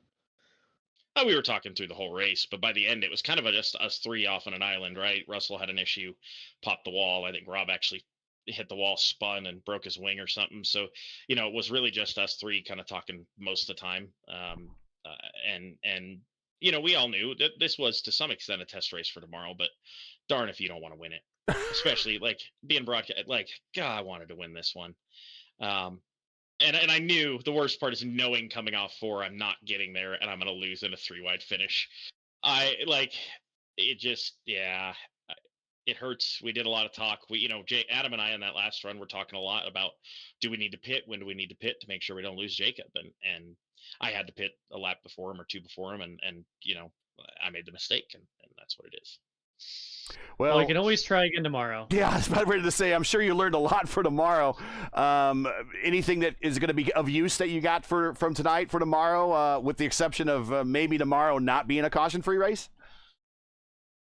We'll see. I mean, I learned some stuff. I'll start toward the front. Thankfully, we got a good car. I need to be a little better as a driver. I struggled some through dirty air in there, so you got to be more consistent. But I think we learned a lot. I think we'll have a tougher time of it. There'll be more cars up there. Rob will definitely be starting up front tomorrow. So, this just hurts. Right, this one just hurts. Well, I'm sure there's a lot of people that would love to trade places with you. So you just think of it that way. But any shout outs, friends, family, sponsors, anyone you want to say hi to before we let you go? And I know you got a long day tomorrow, so we'll let you get off to bed here and everything. It was an exhausting race being caution free. So go ahead and get your shout outs in. Thanks to Tommy Miller giving us a chance to race under the Team Hype label. The Power Slide teammates been a Herculean effort, over the past I want to say months. I think Rob and I have 55 hours in each, at least before this race. So a lot of work to go after this one, and you guys for broadcasting. It's neat to see a Friday night broadcast, kind of the community feel on the iRacing channel, I believe. So that's pretty awesome. I don't know. There's a lot of people. Adam, Jacob, it's fun to race with them all day. Everybody else on the team. There's a bunch of other people I need to thank. So, but yeah, Congratulations, Jason. Best of luck in tomorrow's race. One of these days, we know you're going to win it. It's Jason Brophy. That's what we expect. So just best of luck, and keep your chin up, and we'll be rooting for you in a future one. Thank you. That is Jason Brophy. Let's bring in Jacob Oster. And here's our winner of the P1 600 a year ago. But not the winner today. So close again, yet so far. Talk about that final lap, or the final handful of laps, running down Adam, getting to him, challenging him there for the lead, and also the lap traffic. I don't think was endearing themselves to you any late in the race.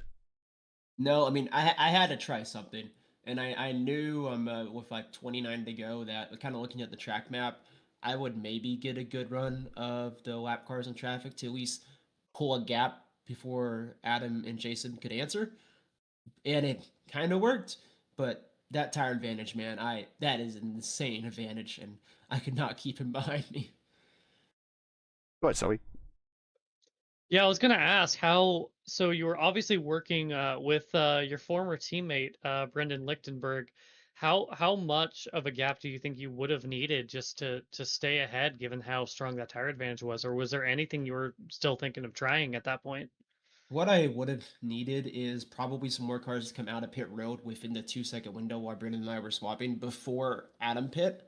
So if like 2 or 3 laps before Adam and Jason pit, if someone that came out of the pits in front of us and I started to tow up to them, would have been a little bit different story. But even then, I think Adam would have been enough on draft with enough of a tire advantage. He still would have got to me, but it would have been close. I'm just happy it turned out as close as it did, because I almost had it, but not quite. Well, not today, but there still is tomorrow. Best of luck in that one. Any shout-outs for tonight so we can let you get rest, because before you know it, green flag is here tomorrow. Yeah, no, well, but thanks to everyone on Power Slide, especially Robert, Jason, and Adam for all their immense work on the set, including Alex and Phil. Everybody, like, we put a lot of work into this, and I think it shows. Like, this is one of the best cars I've ever driven here, and it is a joy to drive, and I look forward to tomorrow, and let's hope that we can go about 19 thousandths faster in P1. Because I finished second. This is the second time I finished second in one of these. I don't like doing that. Yeah, there seems to be a trend between you and Brophy finishing second and third so close on these things. So we know it's just a matter of time. And, you've won some big ones before, and we suspect in the future we'll see you again. But congratulations and best of luck in tomorrow's. Thank you, guys. That is Jacob Oster. Let's bring in Adam Blocker. And...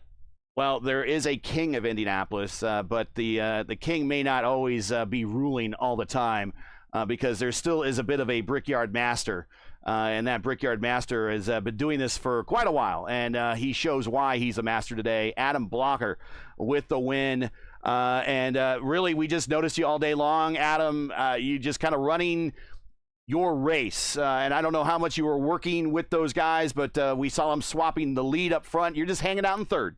Not challenging, just back there working on mileage. You were able to go longer than the first two positions over the first couple of pit stops.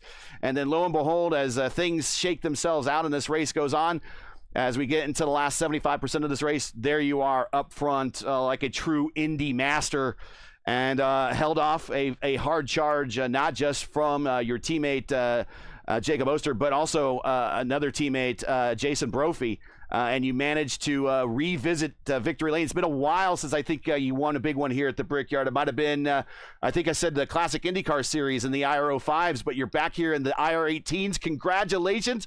Talk about your race and especially the finish there at the end. Yeah, thanks. The last time I won a top split Friday broadcast in 2019, so that was a long time ago. But it was, like you said,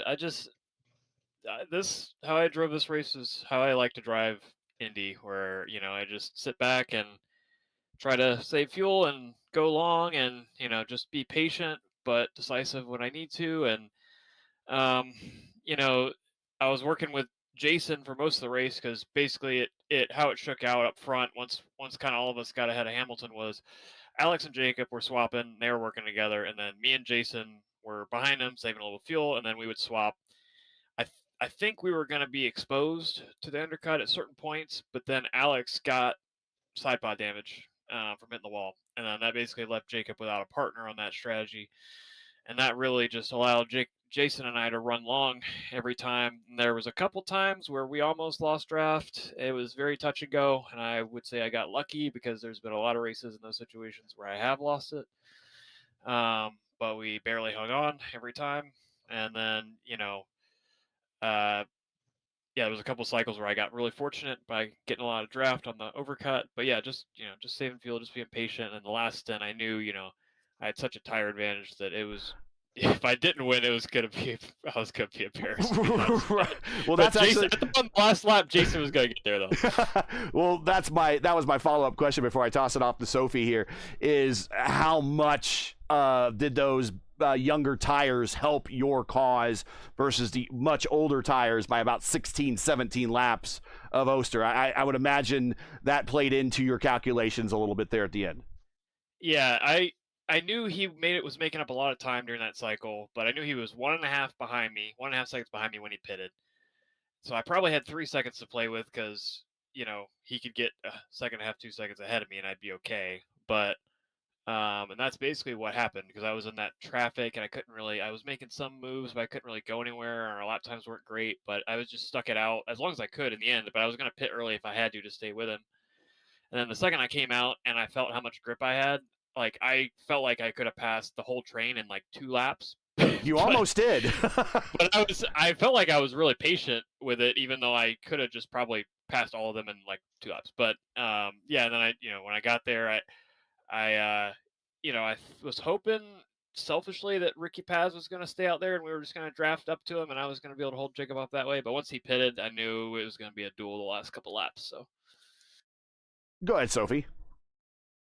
Well, Adam, what are you going to change your Discord name on the community server to now? I'm not going to change it because the Saturday race is what matters. So this is just a warm-up to that. I've still finished second a million times, so it doesn't really change much. So, but yeah, it's still good to win one, obviously. So. Shout outs, friends, family, sponsors for this big win. I know it's a little bit of a warm up for tomorrow, but it's still got to feel good. People you want to shout out, go right ahead. Yeah, I just want to. I mean, obviously, the team kicked ass in qualifying. Like we were 9 cars out of the top 15 in the whole group, so that's awesome. And it was really cool to see how everybody worked together this week. Really. A lot of people contributed to the setup, and then the race setup today felt great. So really looking forward to tomorrow. Probably not going to change anything. So it was fucking good. And yeah, just want to thank everybody on the team, and thank y'all for calling the race, and everybody for a caution-free race. So No kidding, man. That's I've now done 2 500-milers here at Indianapolis, caution-free, and one at Fontana. So it seems to be adding up. So I just want to shout out to everybody's racecraft for hanging on. But congratulations, and go get some rest because, like I told Jacob, race day is gonna 1 o'clock is gonna be here before you know it tomorrow. Yep. Thanks. Have a good one. So yeah.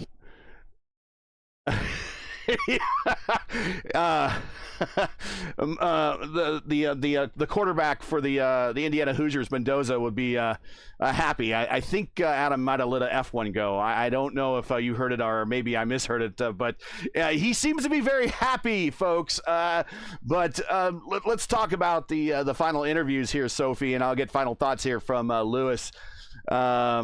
And certainly your driver of the race, Lewis. But Sophie, it almost seems like not even though Oster didn't say that, it's just the one mistake by Alexander Russell where he ended up in the wall kind of cost Oster his wingman, and that was his drafting help in the race, and he no longer had it. So then he kind of fell back into the clutches of these two.